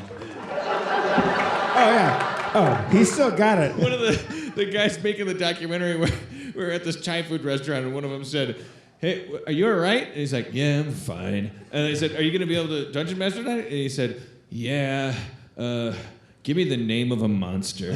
And Can we try that out right now? Let's try a couple. Yeah. Spencer, anyone from the audience, do you have think of it, not a real monster, make up a new monster. The Tooth Beast. Spencer, the Tooth Beast. You hear the gnashing and grinding of ivory against ivory. I'm gonna fucking die. I'm gonna die. Should I even go on at that point? Are we good? No, you should. I mean, you could or you couldn't. It doesn't matter. I'm gonna die. I'm gonna die of happiness. Spencer, disaffected emotional parent monster. Trying to get her attention, your mother looks over with a lazy, glazed-over look. She seems exhausted, as if the weight of the world rests on her shoulders. You think that this might not be the best time to ask for ice cream. He's a national treasure. He's a national treasure whose parents dropped him off at the bus.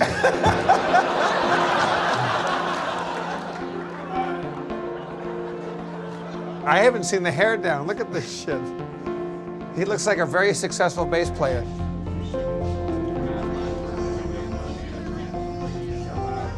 But God love Spencer. Amazing. How is becoming a national treasure working out for you? Well, I'm not entirely sure I'm a national treasure. We're certain. Well, I appreciate it. But how does it feel, though? It feels very combative because people tell me that, and then I tell them no. And then they insist. Like yeah, and then they insist. What's up, you guys?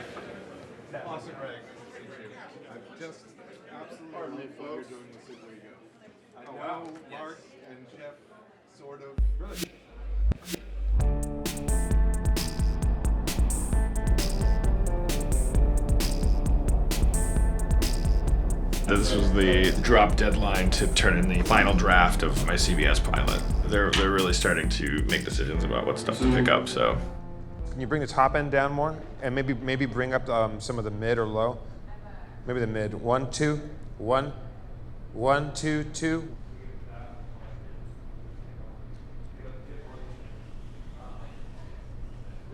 Did you finish that yet?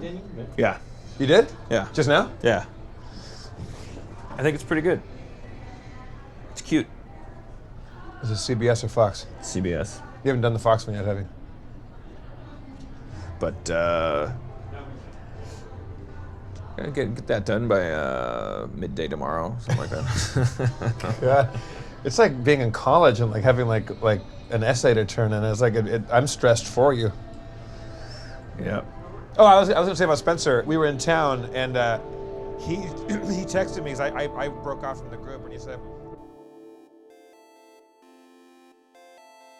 After the fallout of Heat Vision and Jack, we were, struggling as writers like everybody else, trying to make something work. And then, I guess we were on this list of writers that Comedy Central gave to Sarah Silverman. I was dazzled by all the ideas Dan sent me, and we ended up writing this pilot together, the three of us, and it was really fun. That was super fun. Rob and Dan and Sarah all have it's kind of a very twisted, dark sense of humor, which really showed up in the series. Hey, same car! Hey, same car! We got picked up, we started working, and then the fun Dan was less fun. But I think Dan, when he's writing a show, he wants it to be great, so he can be a little controlling. Dan doesn't respect authority just because it's authority. He's a fucking genius when it comes to what his vision is and what he wants done. And if it doesn't get done the way he wants it, he explodes. I felt like I was walking on eggshells every time I walked in the office. He said stuff that made me feel bad inside. So I just was like, honestly, it's like him or me, because I don't want to feel this way. Sarah let Dan go. Let him go. He got fired. Sarah fired him. It seems that Dan really thought he'd be Larry David to her Seinfeld, but it didn't work out that way. Yeah, we both had visions for the show. I mean, the truth is every single thing he wrote was amazing. And that's how bad it had to be that I was willing to give that up. I'm his biggest fan, and I fired him. Then she said, you have to make a decision, but I want you to stay. And that was a hard time, because when he got fired, I stayed. Come on down to Harmontown, turn your frown upside down. Pee is yellow, poop is brown. Come on down to Harmontown. Yeah. It's gonna be a goodie. You know what they call this place, Jeff? Little Kurdistan. Has the highest U.S. population of Kurds. Nashville. Little Kurdistan, 11,000 Kurds. Are you gonna do a big pander job to all the Kurds in the audience tonight? I got some Kurd material. You're from Wisconsin. You know nothing about Kurds.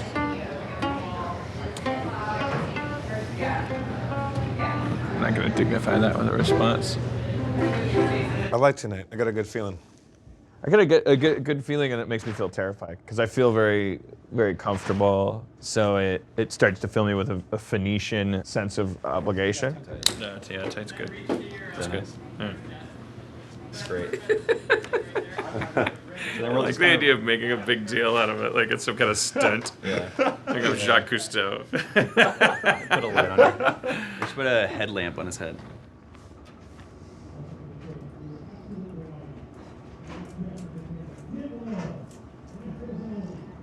Music City. Cheers. According to Joseph Campbell, it's either tonight or the next stop where we cross a threshold. So, and that we don't know what that means. It could be anything.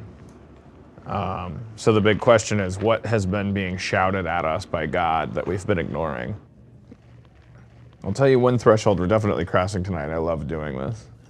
I wish I did not have writing work to do. I wish I wasn't a writer. I wish this is what I really did. I would love another drink. Hey, Jeff. Yeah. Yes, Dan? I talked to a guy. He brought moonshine with him, and I thought he could come up and give me a taste of moonshine on stage. That sounds awesomely illegal. Let's bring him up. It comes in a jar. You have to drink it out of a jar. Do I drink the whole jar? Is that? No. No, you. That'll be a very different Harmontown. No, be careful. Be careful, stop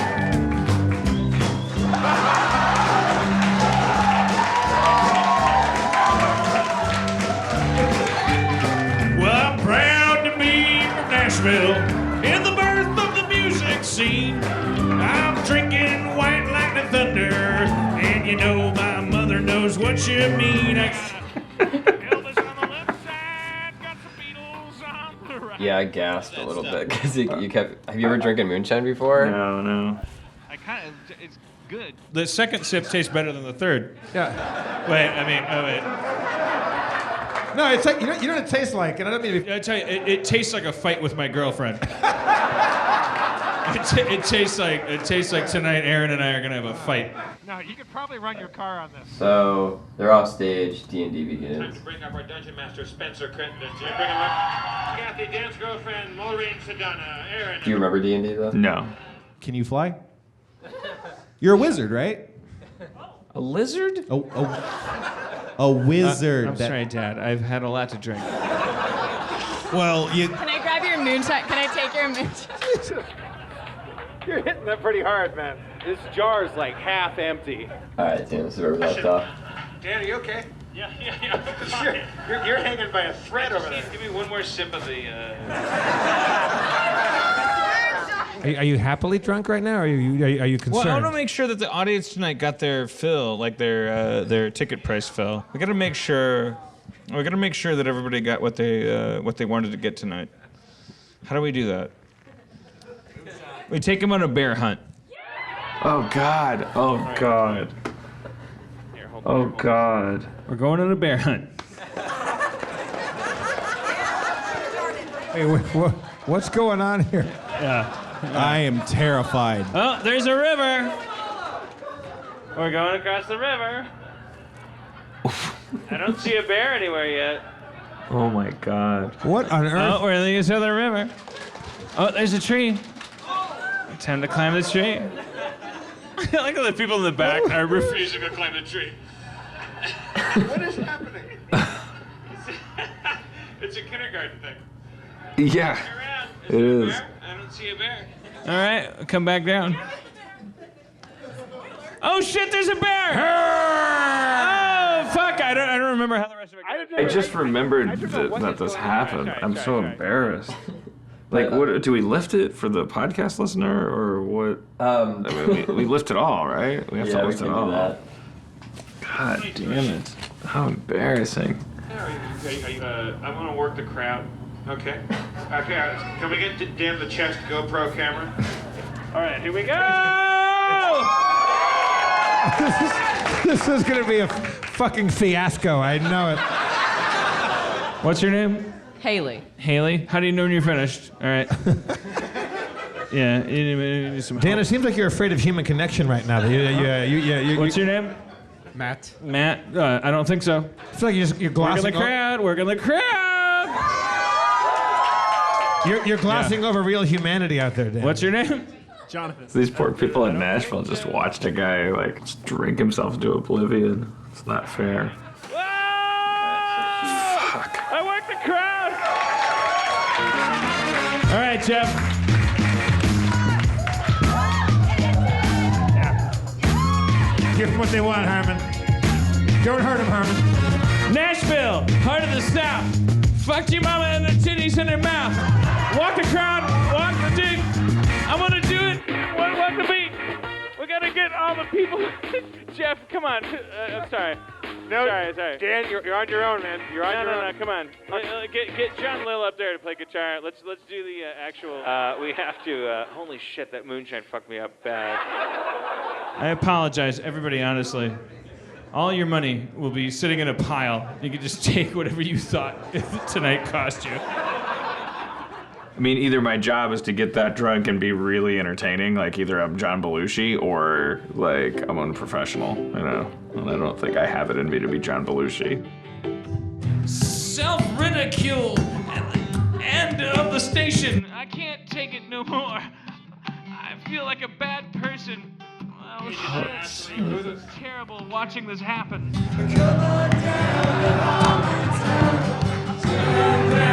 Upside down, bitch. Just revising history. If you were in the Nashville audience, you know a secret. You know that man can fail.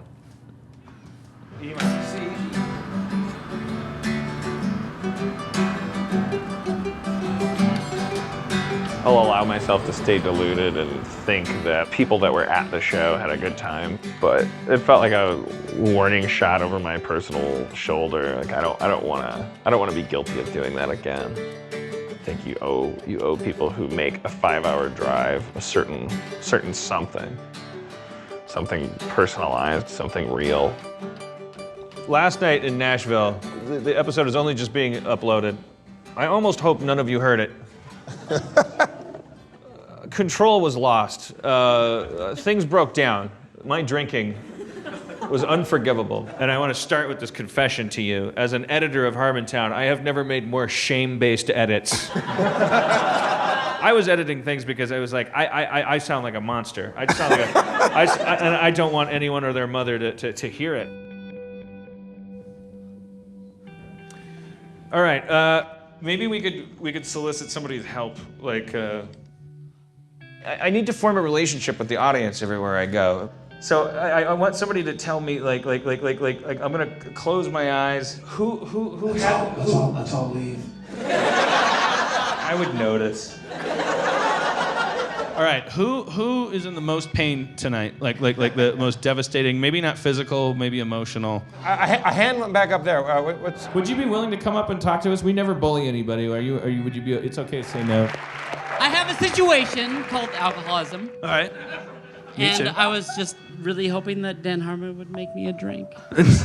That's not the cure for alcoholism. Eddie, what are you most afraid of? Being a failure. Oh, I would have said spiders. Spiders? You're just a badass with spiders? I'm okay with spiders. I hate snakes, though. Okay, snakes and being a failure. Megan, what's up with you?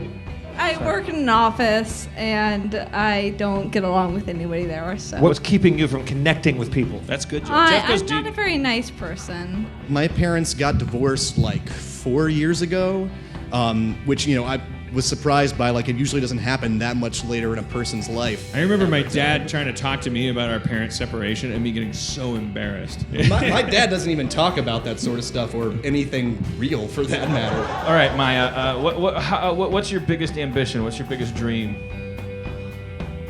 That puts you on the spot, doesn't it? It happened.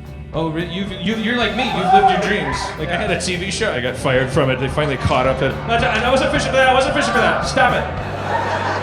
It's not what I...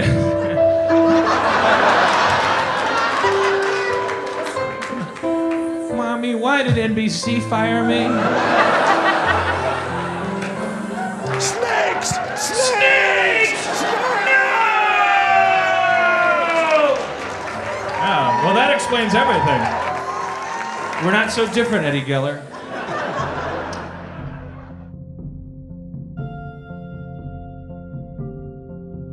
These Harmenians, They've all been around for a great long time, feeling pent up and ashamed and disconnected. They're just a bunch of people that really want to like each other because they sense that kindred spirit. We know what a Harmonian is now. We know that no matter what city you go to, no matter what job they occupy, we know that a Harmonian is a nerd full of love. And so, what do you do with that?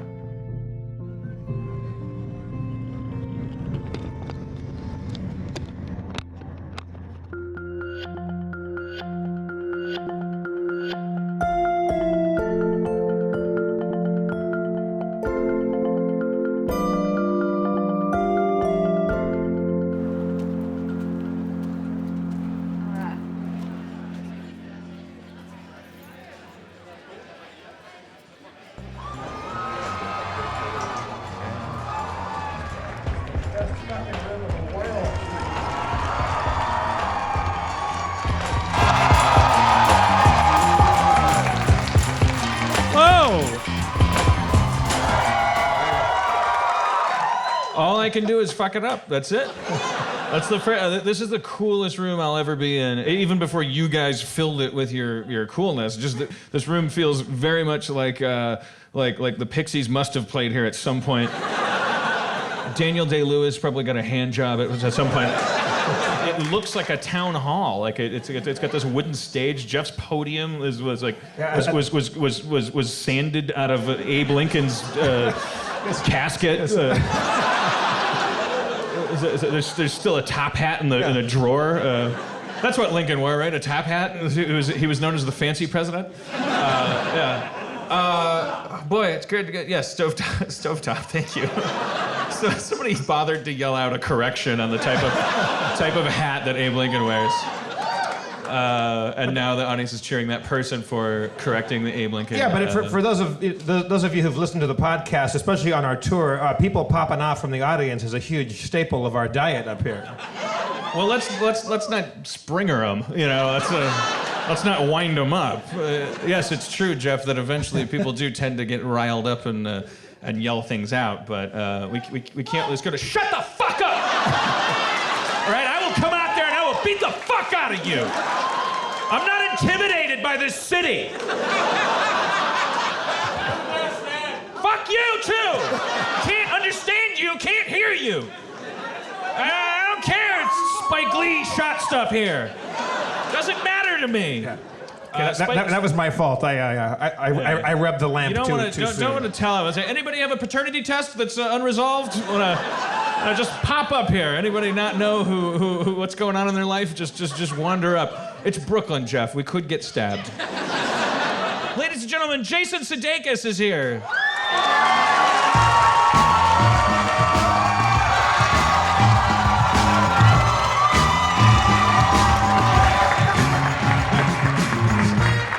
Tell us something criminal about Lorne Michaels, something that would get you in a huge amount of trouble, something that would be in TMZ tomorrow if you said it. Yeah. Something just like something horrible that would profit you nothing and cost you everything. Yeah.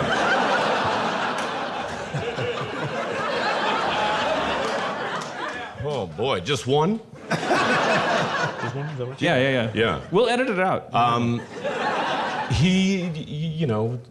Sandusky took the fall for him.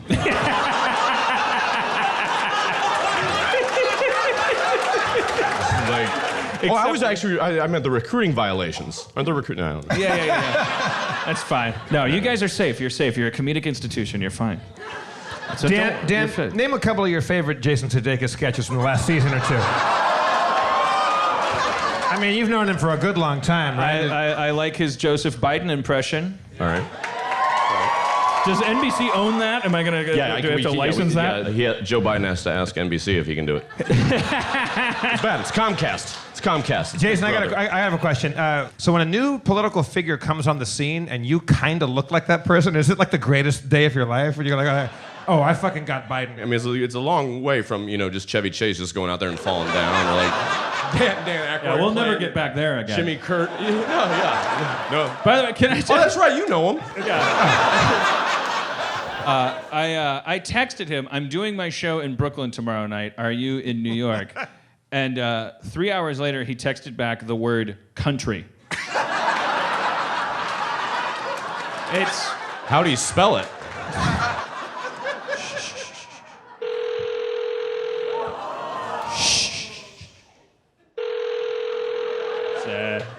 He does have a voicemail, right? Hi, this is the stand-in for Chevy Chase. At the tone, please record your message. Joe Biden leaves a message. Hang up or press Joe Biden message. Hey, Chevy, it's Joe Biden, Vice President. I just want to say we thank you for being a great patriot and have fun in the country. We hope the country you always want to go back to, though, is America. All right, there we go. Joe Biden. It's a pretty low-stakes prank. We're not exactly the Jerky Boys. Also, he has your phone number in his phone. He knows that's that. true. Also, I forgot. It's not going to say Joe Biden. It's not exactly the perfect crime. It's going to say fat alcoholic asshole or whatever he has me in his phone. Should we bring up Spencer at this point, Dan? Yeah, let's bring Spencer up. Jason has no idea. He's never heard the show. He doesn't know. Standing ovation for Spencer. I wasn't asking for it, I was recording it. Spencer is our dungeon master. He plays Dungeons and Dragons. Oh, great. After facing down a nigh-naked foe with a wicked whip, the party gained access to a room full of lockers. They found treasure from a loot of charming, to some beads of force, to some magic arrows. Using a magical staff they found, the party ascended through some sort of hatch in the floor.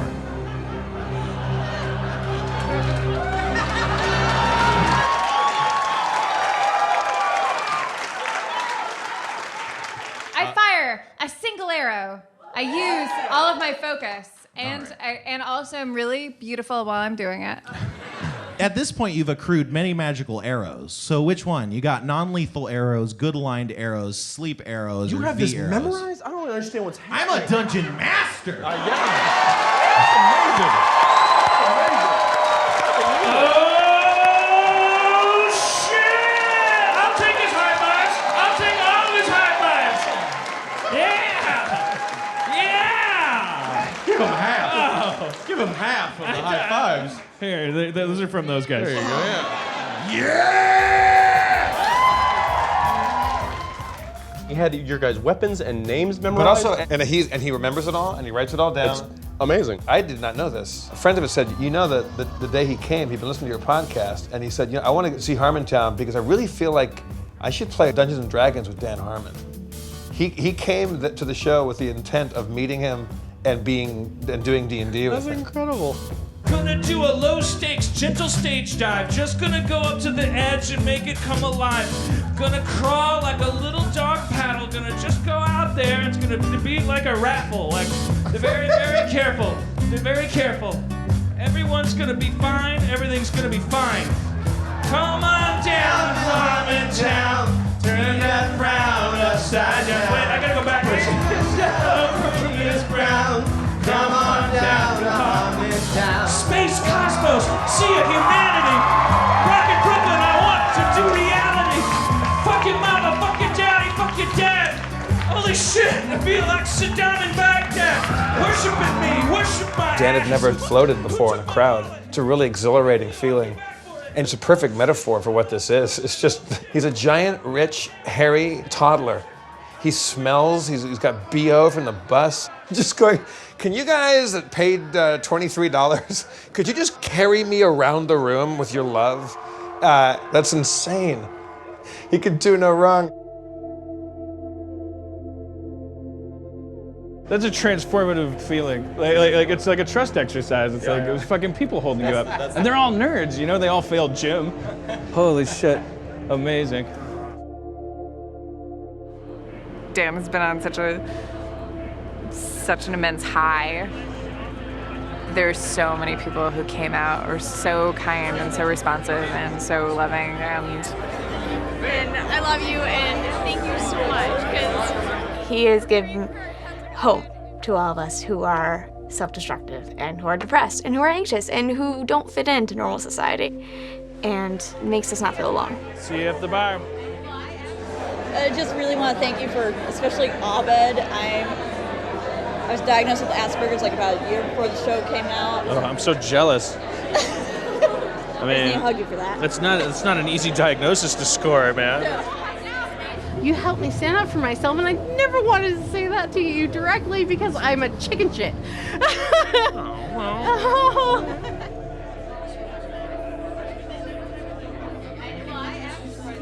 Every hero gets what they want, but the big question is, what do you do with it? You got where you thought you wanted to go, but so what? Dreams come true! Dreams come true in Brooklyn! Community's a wonderful show. He's a tortured genius and a wonderful eye for talent for DMs. Like, Take care. Spencer signed my D20. Can you take a picture of us and Spencer? Yeah. Radical. Want me in the middle or? In the middle. Okay. Spencer, I love you. You're the greatest. Thanks. All right. What's your name? Chris, nice to meet you, Chris. I love your DM style. It's very fantastic. Teachers love you. It's just gonna boil down to me. You wrote a Tumblr post a few days ago that got a lot of attention. Oh, yeah. And in it, you kind of identified yourself as an introvert. Do you think that this tour has helped you socially, or has it hindered you? Has it hurt you? I think most of the essence of it is that I don't make small talk very well, but I've kind of had to because people just stand near you. The picture that you painted in that post of what it's like after the shows, it's not something that I was like, oh, sign me up. I'd love to do that. You know? Yeah.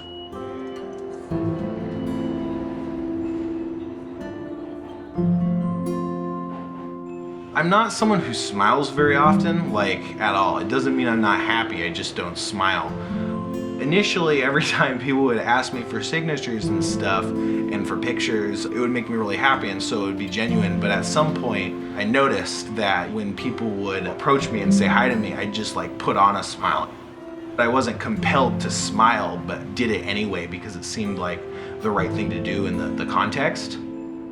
And this whole trip is trying for everyone on some level, and it's also a very public situation, so it just kind of amplifies all of that energy.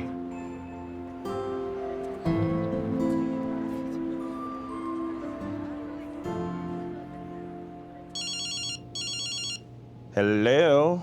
Hey, Dan, I have the studio and network ready for the notes call. If you're ready. I'm all set, thanks. Hello? Oh, hey, guys. How are ya? I'm good, thank you. Good. Well, we really enjoyed the script, Oh, great. It's great to hear. but of course we have comments, so we'll share them. The first thing is super small. On page 2, we just wanted some short description of Tammy. Great. And when Spencer is sort of trying to tell him, oh, okay, I did it with your mom, it just seems like, I don't know. It was just weird. Okay. On 43, we didn't know what an urban zing was. Is that a thing? Jack wasn't actually trying to say anything about her mom. He was. So it's sort of like a your mother kind of thing? Yeah. We didn't get that. On 45, on 48, small thing. On 52, 54, it's just the tiniest note ever. Got it. And then the last thing, when he starts singing the song, we just didn't get why this act on his part would turn her. Yo. Like, why would that show her why she should stay? Right. Got it. So that's all we got. Okay, great. Hurry up. When do you need this, guys? Can you do it now? Stay up all night if you have to, and get us something tomorrow. Yeah, I get the message. Okay. Thank you, sir. Bye-bye. Thanks, Dan. Bye.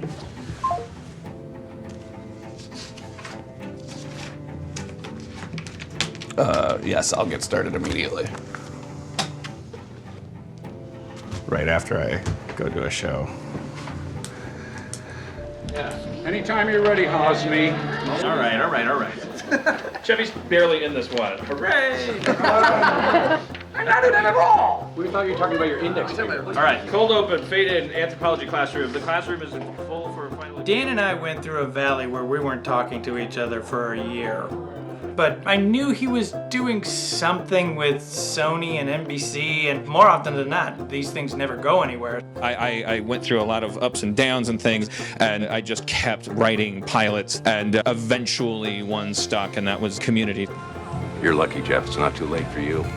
Have a family. Share your life. Pierce, who did you call last week after you farted on Vaughn?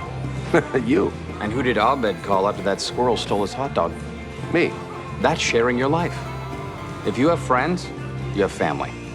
If you look at Community, it is full of hope, and it is full of people like in real life who are broken, who are trying to do better.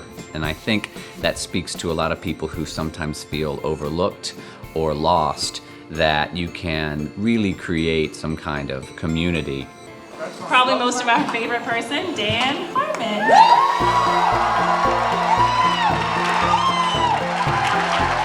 When I pitched the show, I was pitching the story of a guy who, like me, had gone to community college. I was pitching a very meta story about an asshole that learned to love strangers.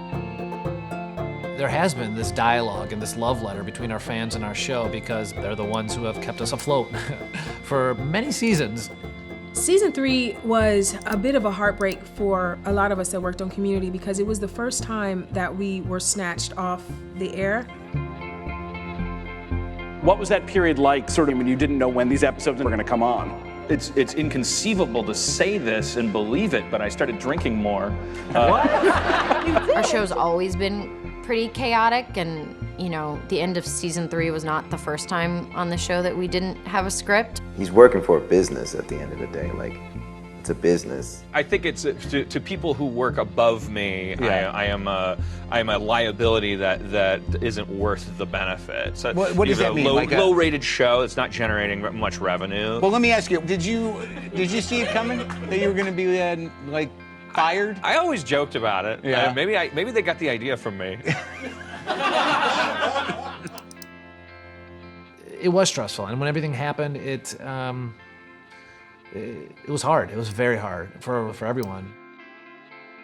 I could imagine that creating these characters and then not being able to see them on their way would probably be devastating. And he might have felt like he had let himself and everybody else down. Why do you do this to people? Why do you hurt them? Why do you let them count on you and then let them down? Aw, I can't stay mad at you. So Alex, Dan and Erin were about to talk about a little spat they had today, which I know nothing about. Maybe you could counsel them right now through this. Maybe you could mediate through this crisis. Yeah, well, that's not a bad idea. To hear about it. So I was talking to two fans about glass blowing, foregoing the opportunity to write a TV show, being a hero, really. Right, of course. My girlfriend comes up to me and she says, I don't know if you wanted to go or if you don't want to go, but the van's leaving. I was also listening to them about glass and like the lightning striking the sand and that making like these big branches of glass and things. It was cool. And I was tired, so I was like, oh, well, I'm going to let Dan know that I'm going to go. Maybe he'll want to go too. And she goes like, well, the van is, there's another van, the van, and I don't care. I'm talking to guys about glass blowing. And you love glass blowing. I did that night. Like, really think about it. Like, my first question was, do you just take a bunch of sand and heat it up? Does it turn into glass? The answer is no, Jeff. Well, Dan's big thing is don't tell me what to do. You can't tell Dan what to do. You can't tell what Dan what to do. Like, I mean, you can, but it can get pretty fucking uncomfortable. So then what happened, the thing that really causes the fight is the tour manager comes up to me and says, hey, Dan, so there's a van leaving now, and there's a van leaving in 15 minutes. Which one do you want to be on? And when I see him telling it to Erin, I was going, huh? You hear how easy that is? It's rude. Yeah, well, fuck you guys. And then I went back to the hotel room, and I was crying in the bathroom. I would have been up here tonight teaching motherfuckers how to blow a bottle out of dirt. He has the ability to, like, really perfectly, succinctly word things that cut right through you. It escalated from there, and Dan tore me a real good one. He said a lot of mean things to me, including the C word. It made me feel pretty worthless. Okay, so by in a roundabout applause, way. should they break up or stay together? We're staying together no matter what. That's the problem. I'm never going to leave her, and if she leaves me, I'll kill myself. Before you did the tour, did you consider the implications that even just the stress of being on the road might have on your relationship? I mean, it makes total sense. Like my dad, who's a preacher, when we were growing up, he would not be around sometimes because he would be at someone's house praying with them, or he would be staying after church. And I remember like feeling really jealous because I was like, gosh, if I was a stranger, I feel like he would give me more attention right now. This tour is Harmontown.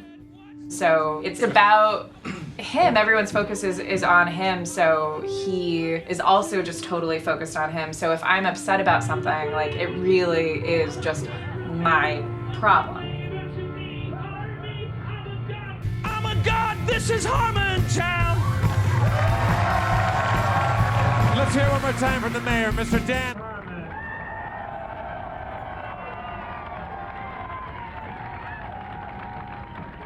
Again, if you bought anything, I will sign it. I won't leave until every last fucking scrap of your shit is signed. That's my curse and my gift. I love you all. Thank you, Arlington.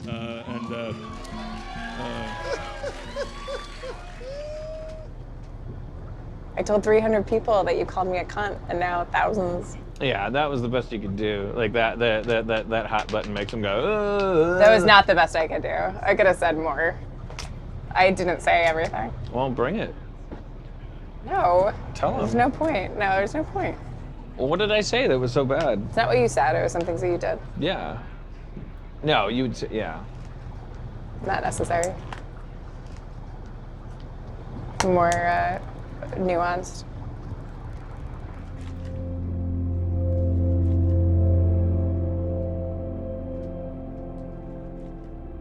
I definitely tend to relive the same relationship cycle over and over again. I think my mom probably formed my opinions about women.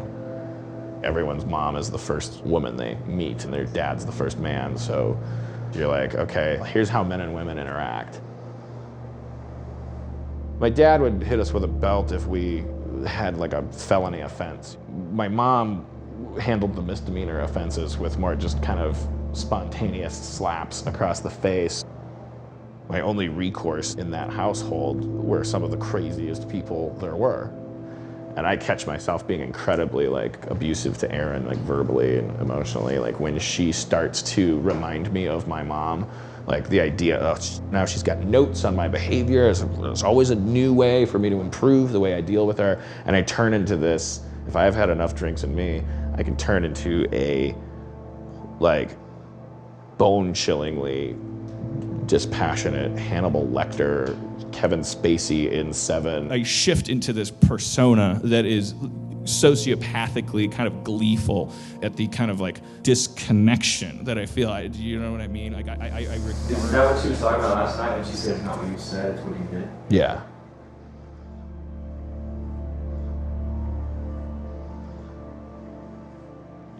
Yeah. Because you can feel that I'm looking at someone like they're an insect, you know? Like I turn everything off. There's no conscientiousness like standing between me and saying something with the direct intent of like humbling someone.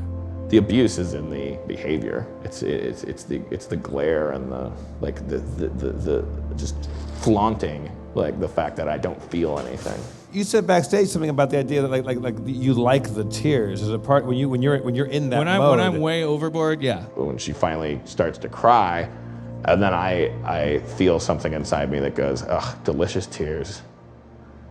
Jackpot. Put them on a cupcake. Cry until you can't anymore, then. Sorry, I probably went a little overboard, honey. Let's think twice before we give me an adjustment. You actually enjoy it, or like did you actually feel pleasure No. from that? It's all about defensiveness. It's about being threatened. You become. If I'm a child and I feel like my mommy is trying to get away with something coming at me, like I need to win. I need to defeat. I need to defend myself. I don't want anyone to have to deal with the fact that I sometimes can be incredibly cruel. Over the last 20 years, I have begged and pleaded every expert I could find to flip the switch and make me never ever do that to another human being again. I want to be the activated, healthy version of myself. I want my cathexes to be stripped away. I want what remains to be someone capable of changing the world. And more importantly, I want to remove this part of me that can do so much damage to the most important people in my life.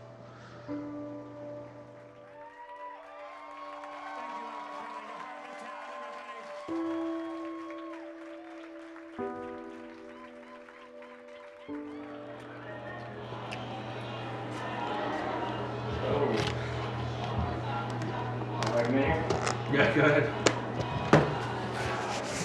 I gotta hit the merch table.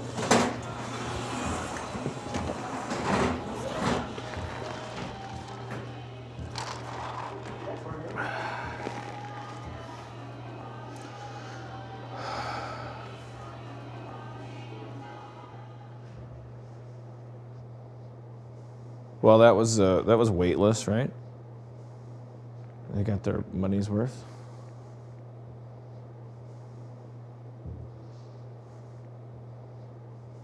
I can't think of anything that I have left that I have to hide from people that I'm doing a show for.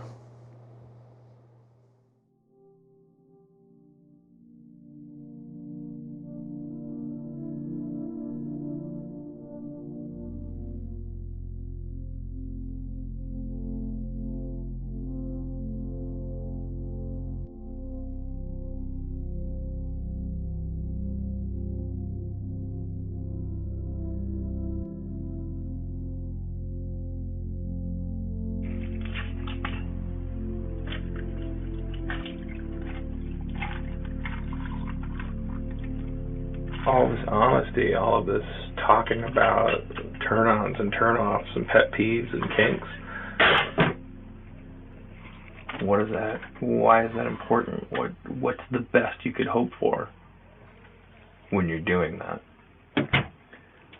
Knowing that you're a dick doesn't make it okay. It's wonderful. It's a beautiful thing to see a dick admit he's a dick. It's fantastic because it's usually followed by someone not being a dick anymore. Someone growing up. But now we have this new thing in our society with ear cameras and blogs and tweets and reality shows and no wars.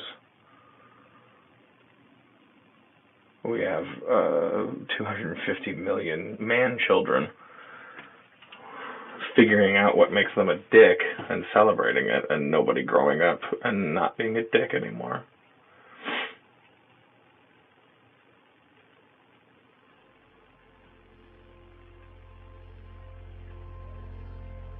I don't get to be a hero anymore. I have to deal with the fact that I've gotten everything that I want. I have to grow up. I have to be a grown-up.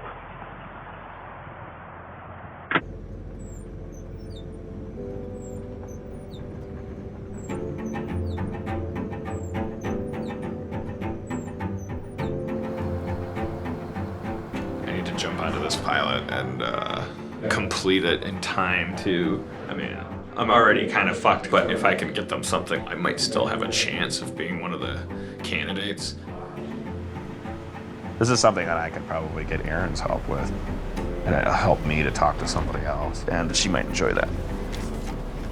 Next note is when he kind of lays into her in this final big monologue, and he says, "Bad news, you well-organized, judgmental cyborg types that manipulate people to get everything they want, you don't tend to create much of anything. So you'll always need people like me. Great news, though, you get to have everything else." And their question was, what does he mean by everything else? And I said, oh, cars and houses and success and power. You get to have everything but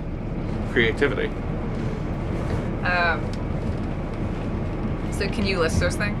Money, power, control, private islands. Or you hunt humans for sport. All right, done with that. Okay, last note is actually probably the toughest of the bunch. Jack starts singing the song. Why would this act on his part turn her? What if he says to her, like, you can't turn your back on your passion, on your art form? Yeah, she needs to say... She says, well, like you did. Yeah. That means he'll change, right?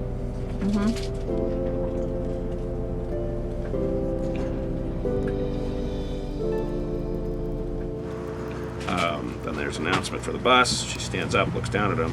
You're not going to change, Jack. Dad. That's your whole deal, right? You don't change for anybody. You get to have your integrity, and everyone else gets to have everything else. See ya. She starts to walk away. And that means he'll change. Yeah. He's capable.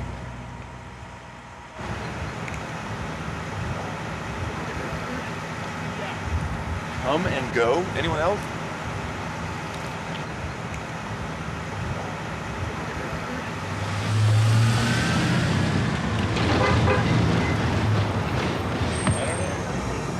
Your establishing shot is over. Cut to interior. Now! Damn, that Sorry. What's the status of the CBS script? Les Moonves read it and likes it. I didn't know that Les Moonves read scripts and determined what shows were on CBS. I guess I always thought he was Rupert Murdoch, but at Viacom. Is Les Moonves like Sumner Redstone? Like that kind of... Wait, yeah, Sumner Redstone owns Viacom. Yeah, okay.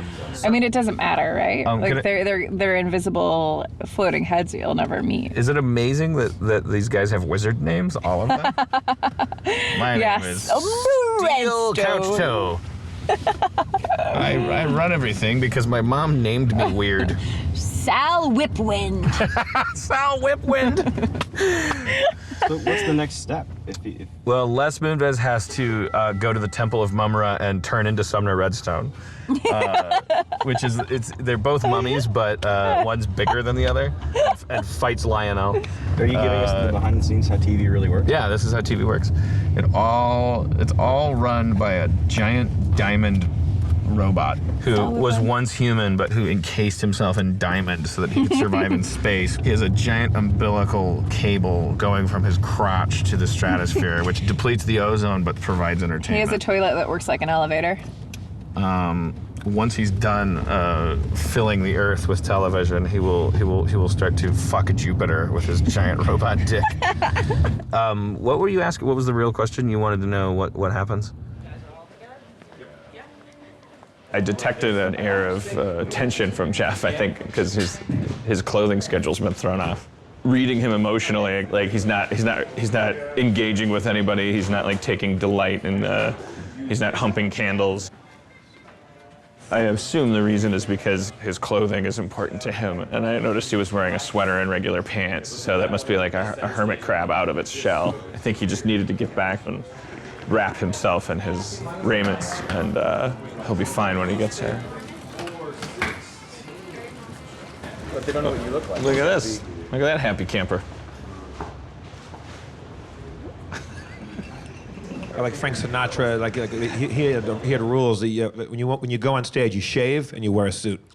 So I'm the opposite. We rolled into the hotel, and I was like, I'm gonna go have a drink, and then we'll go to the venue. And Erin said, "You have to change your clothes. You stink. You look gross. Your pants are from a different era of body weight. You look like you have a load in your pants. Like you brought all this nice clothes, just change." And I said, I want to have a drink. And I actually really said, and I wasn't being ironic, I said, do you understand that I'm a baby?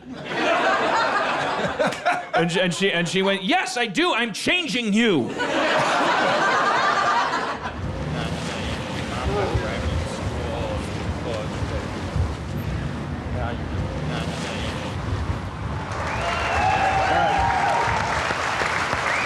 my hero and mentor who taught me not only improv but in comedy sports how to be a cool, good person and have respect for the audience. Bob Orvis, can you come up to the stage? Bob Orvis.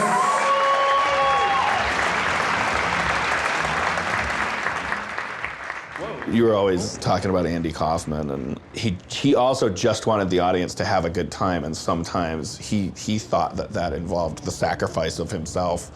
I had to get used to with this show, especially doing it on the road. I'm out of this comfort zone. I usually do it in the back room of a comic book store. I had to get used to the fact that they're here for anything. Like, they'll forgive anything. And we've experimented like mad with that concept. So it's funny. Like, I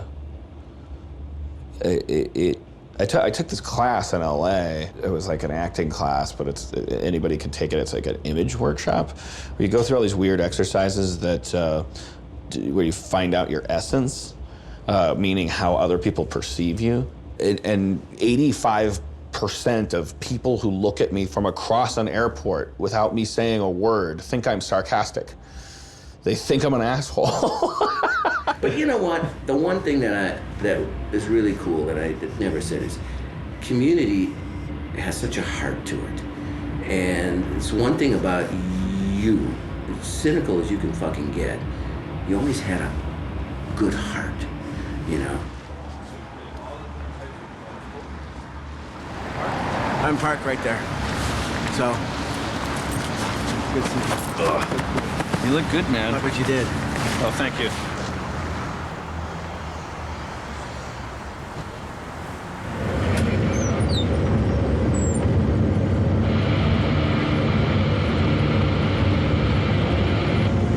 Keeps getting colder everywhere we go, reminding me of Milwaukee, a place that I left for a reason. It's not true that people from cold climates can handle the cold more than people from warm climates. I hate cold. I hate the cold.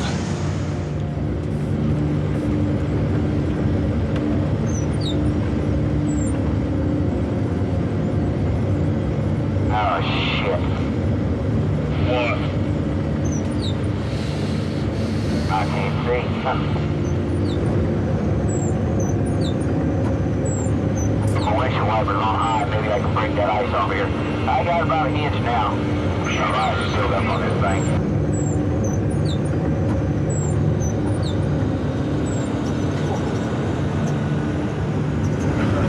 Oh, we fucking threw it down the highway, man.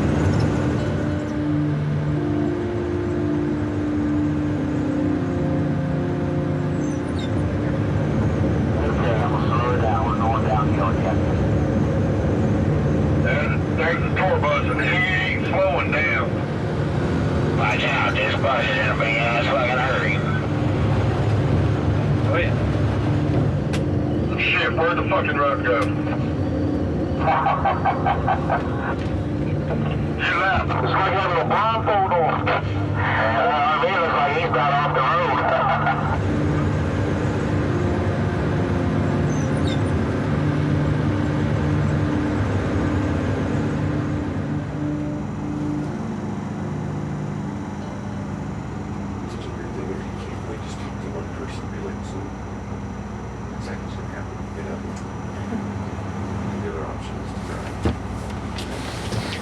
There's only one lane that's open. There's fucking boulders all over it. It's just a bunch of fucking people closing roads, you know?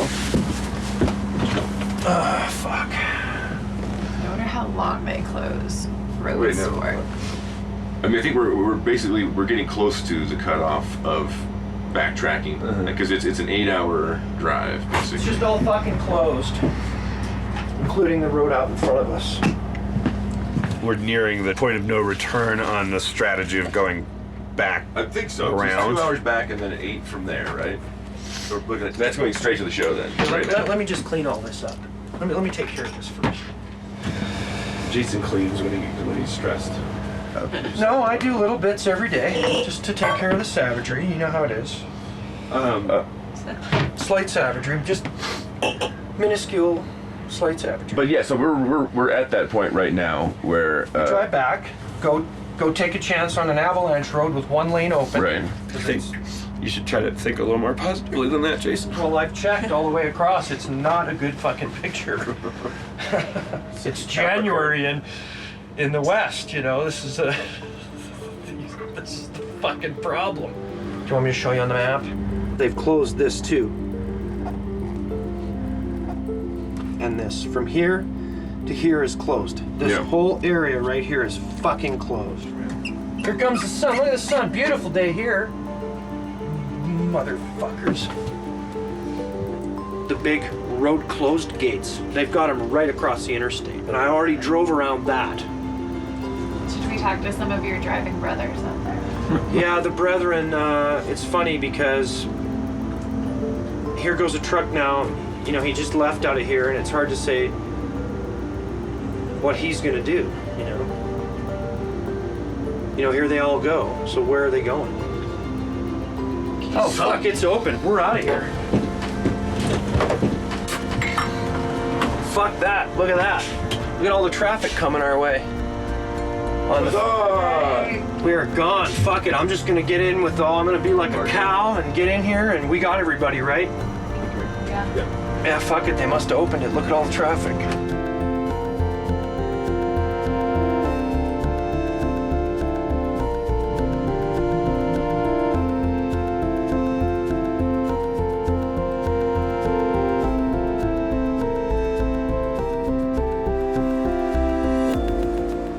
No fun. Come on, that's terrible. This looks like a romantic comedy montage.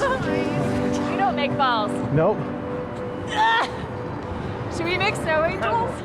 2, 1. Depending on where you put thresholds and calls to adventure and whatnot, we're closer to the end than the beginning. Also, I've been struggling with an epic realization that I am the villain of this story. And if that's the case, I think that Spencer Crittenden, my own dungeon master, may be the hero. He's certainly a hero.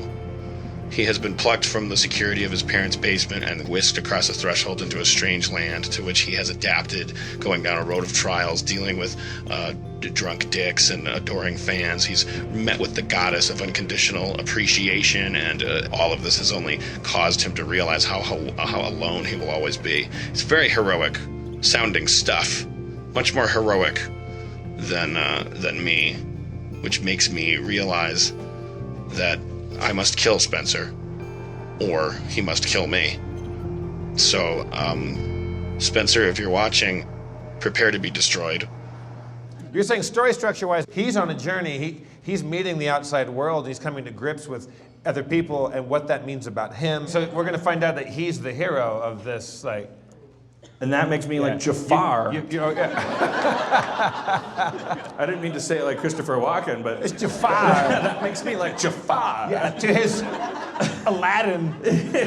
My story circle is a crystal ball. But now you're doing Jimmy Stewart. Well, I'm also Bane from Batman.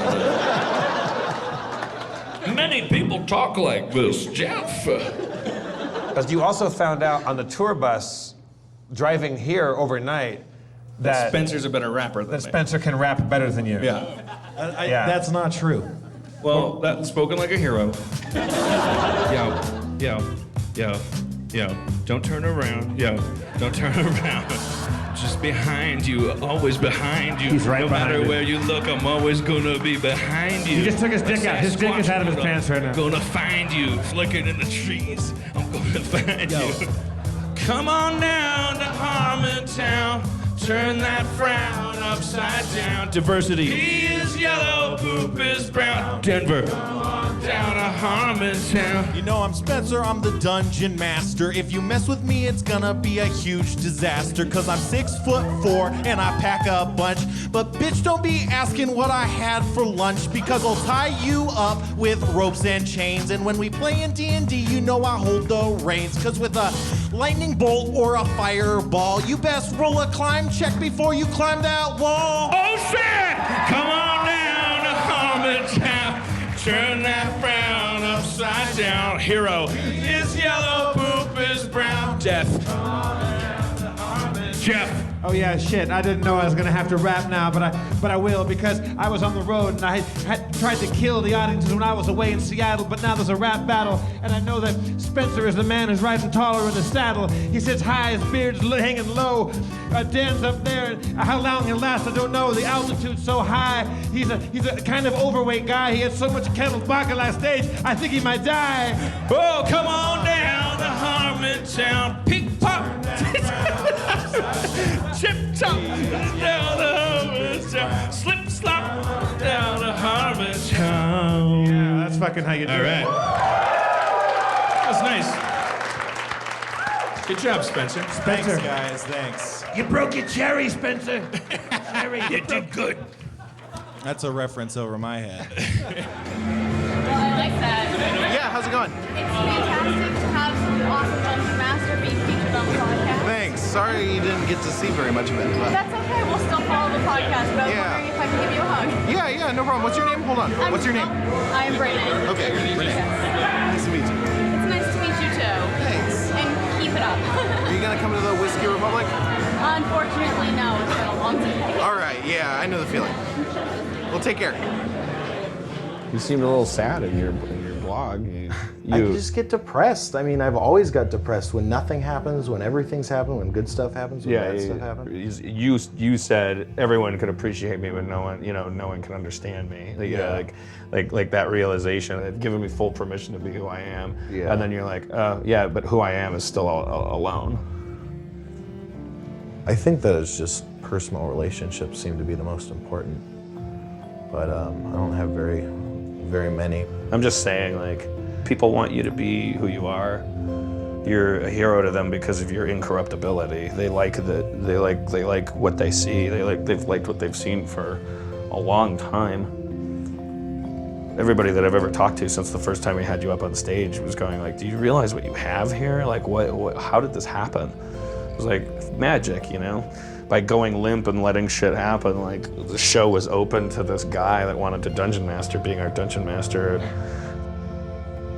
Here's the thing that I think saves me every time, and that I think saves all the people out there. Like, I truly believe about myself and about every single person in that audience that they want other people to be happy. You can be selfishly motivated, that's ego-driven, but that's as good as ego-driven gets, is when you go, I want to be the guy who makes people happy.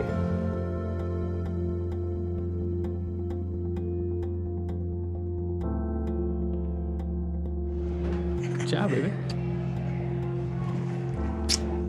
Everything's gonna be fine.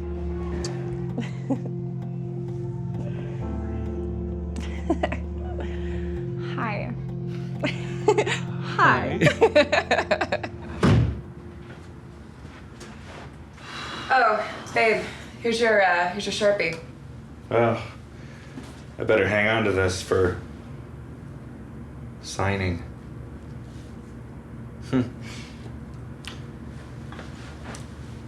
Guess it's all over. Like, too much dialogue. Too much dialogue. Here. You got your driver's license, your passport, Yep. giraffe, keychain. Paste. Oh, here's your Sharpie. Sorry. Okay, here. Disposing of the pen scene. Take 4. You got your driver's license? Yeah. Oh, babe, here's the Sharpie pen.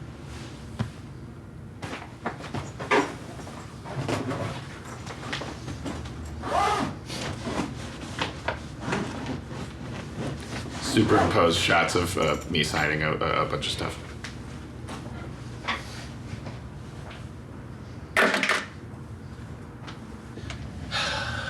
Well, that's it. Set? Yeah. Yeah. You driving? No, I'm taking a bus. Oh, okay. Zelda? Yeah. Zoila. Zoila, that's pretty. Yeah, thank you. Thank you, Zoila. Okay, have a nice day. Thank you. Okay, bye-bye. Bye. Take care. It's always awkward when you run into ex-lovers. She got you too? Joe, are you gonna fart? Dan, is that what that was? I'll never tell. That's something that's changed over the course of this trip. What? Dan. I have begun permitting myself to fart in front of Erin. But more than that, it's become like kisses or like I don't know. So it's losing all its power. I'll tell you that much. It's not as funny anymore. Move it.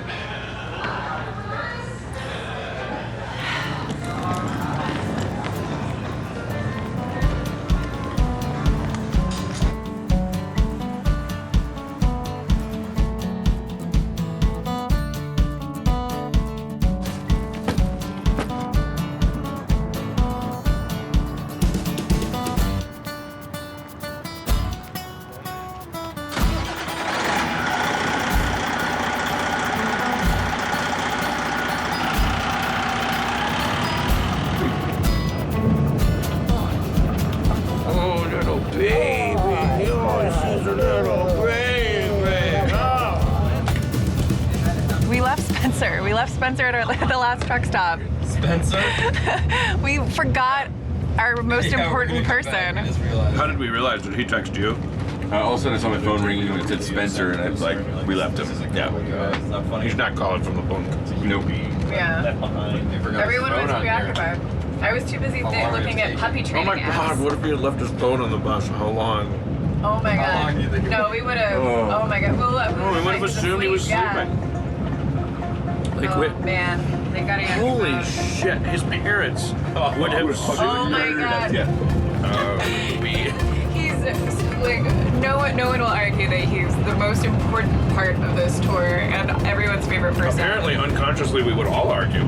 Apparently, deep down. Apparently, yeah, we all felt competitive with him. Maybe we were jealous of him. Maybe flirt with him a little more. See what happens next time.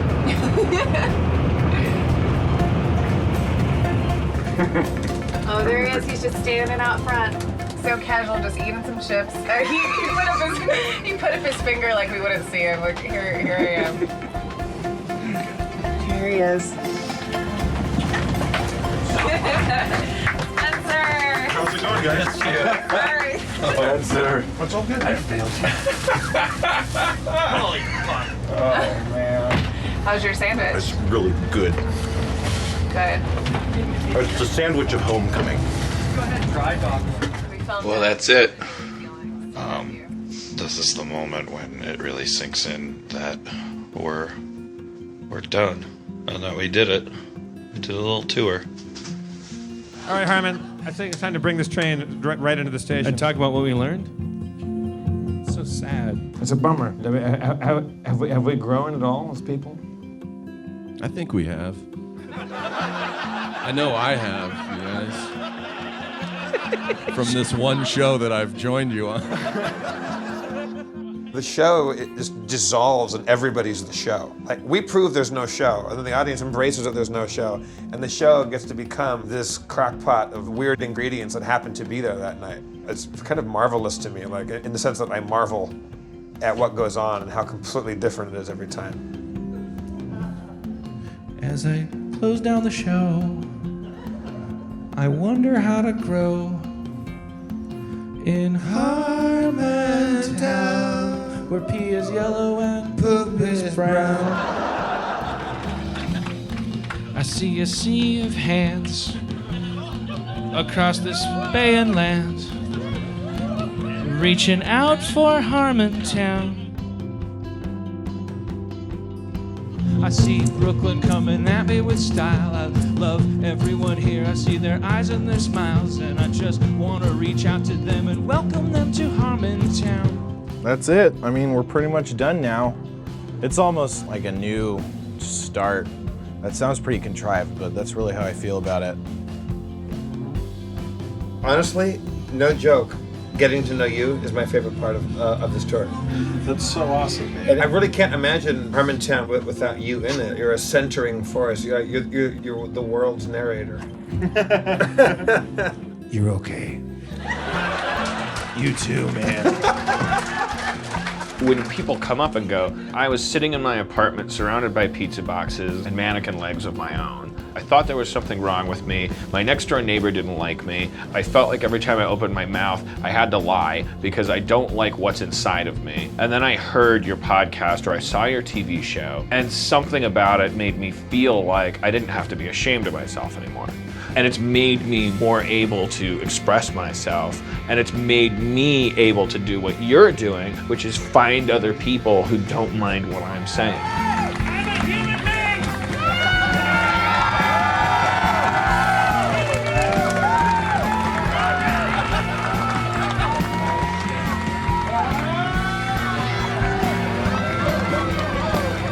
We did it, America!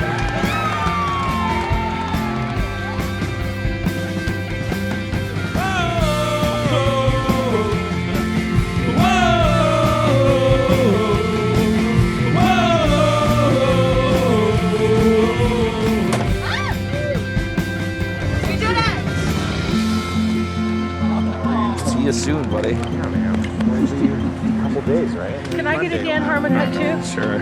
Oh, thanks for everything. They grow on trees.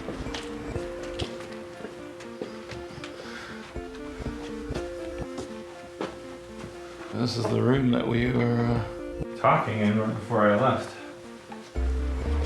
This is turning into a VO booth.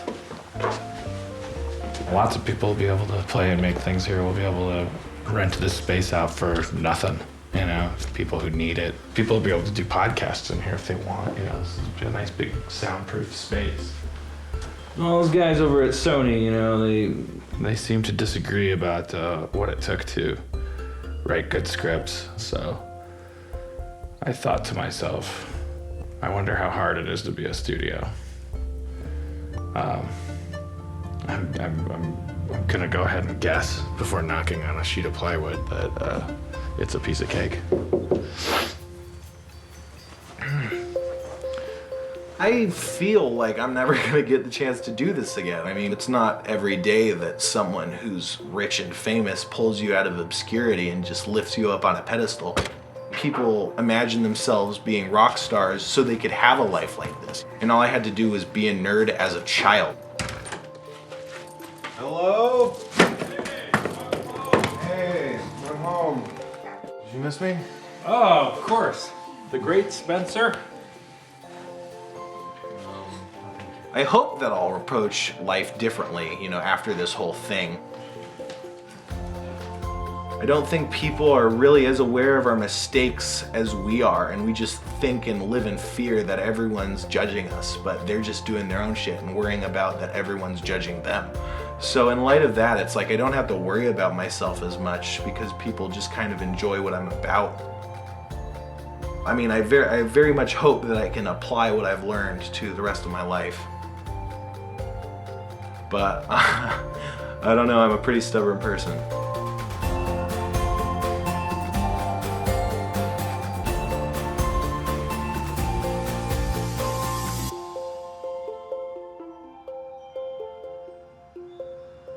We're back in my bed, back with my kitty, who I missed very much. So, now that it's all over, tell me what you learned.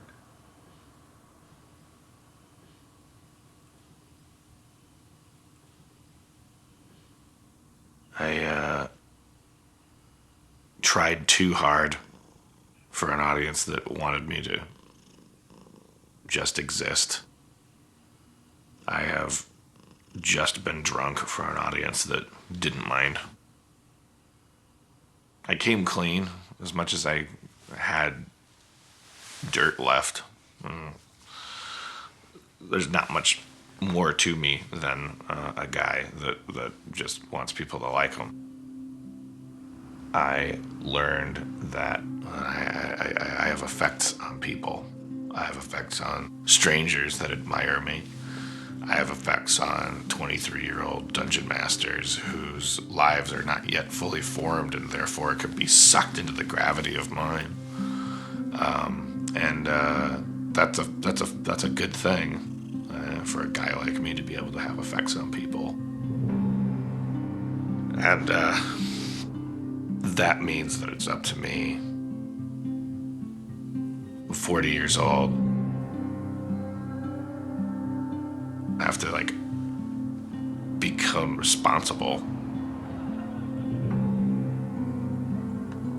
And I can move on to whatever the next step is.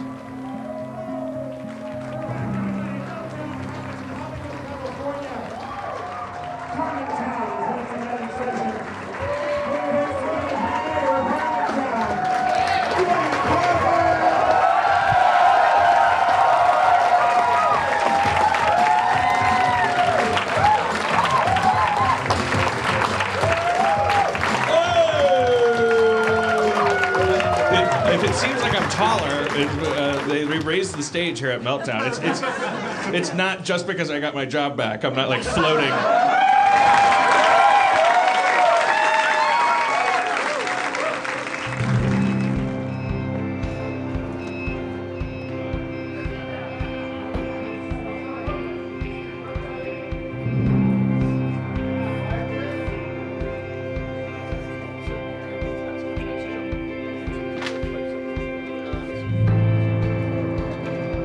Let's do that one more time.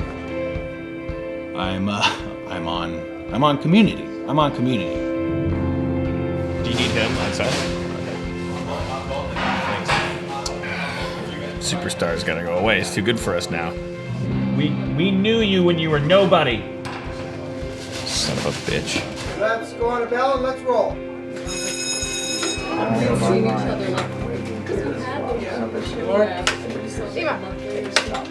Stop. All right, here we go.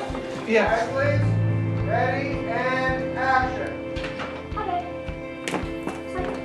What do you think happens after you die? I don't know. You're lucky. All right, cut that very good. Cut. Guys, that's a picture wrap on Spencer.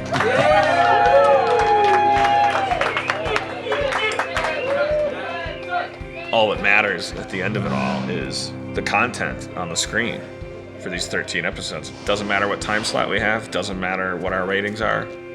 I have to just work and make the show good.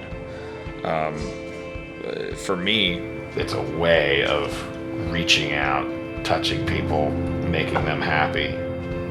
And that's the best kind of therapy I could get.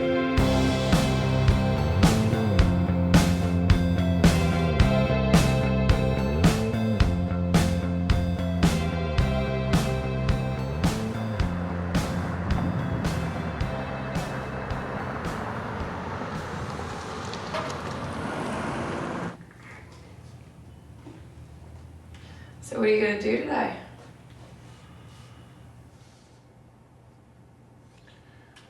I don't know. Credit song! There's a credit song you don't have to pay for. These are credits. Everybody's hanging out, not on weekdays. Everybody's legally clearable now. Credits. This is kind of a familiar sounding song, but the notes have changed and the days too. Everybody's hanging out on weekdays.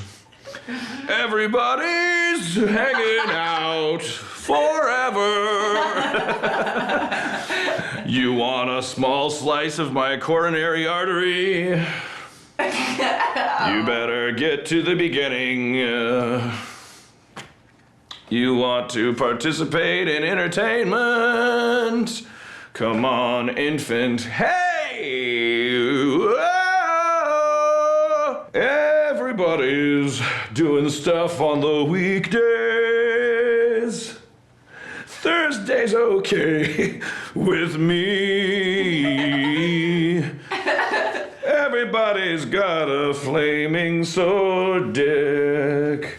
It's just you and my kitty cat and me. Aww. MCMXCVII. All rights reserved. Any similarities to fat, alcoholic, unemployed writers is not coincidental and is freely given with the subject's permission. Bling! Logo. Neil Berkeley logo.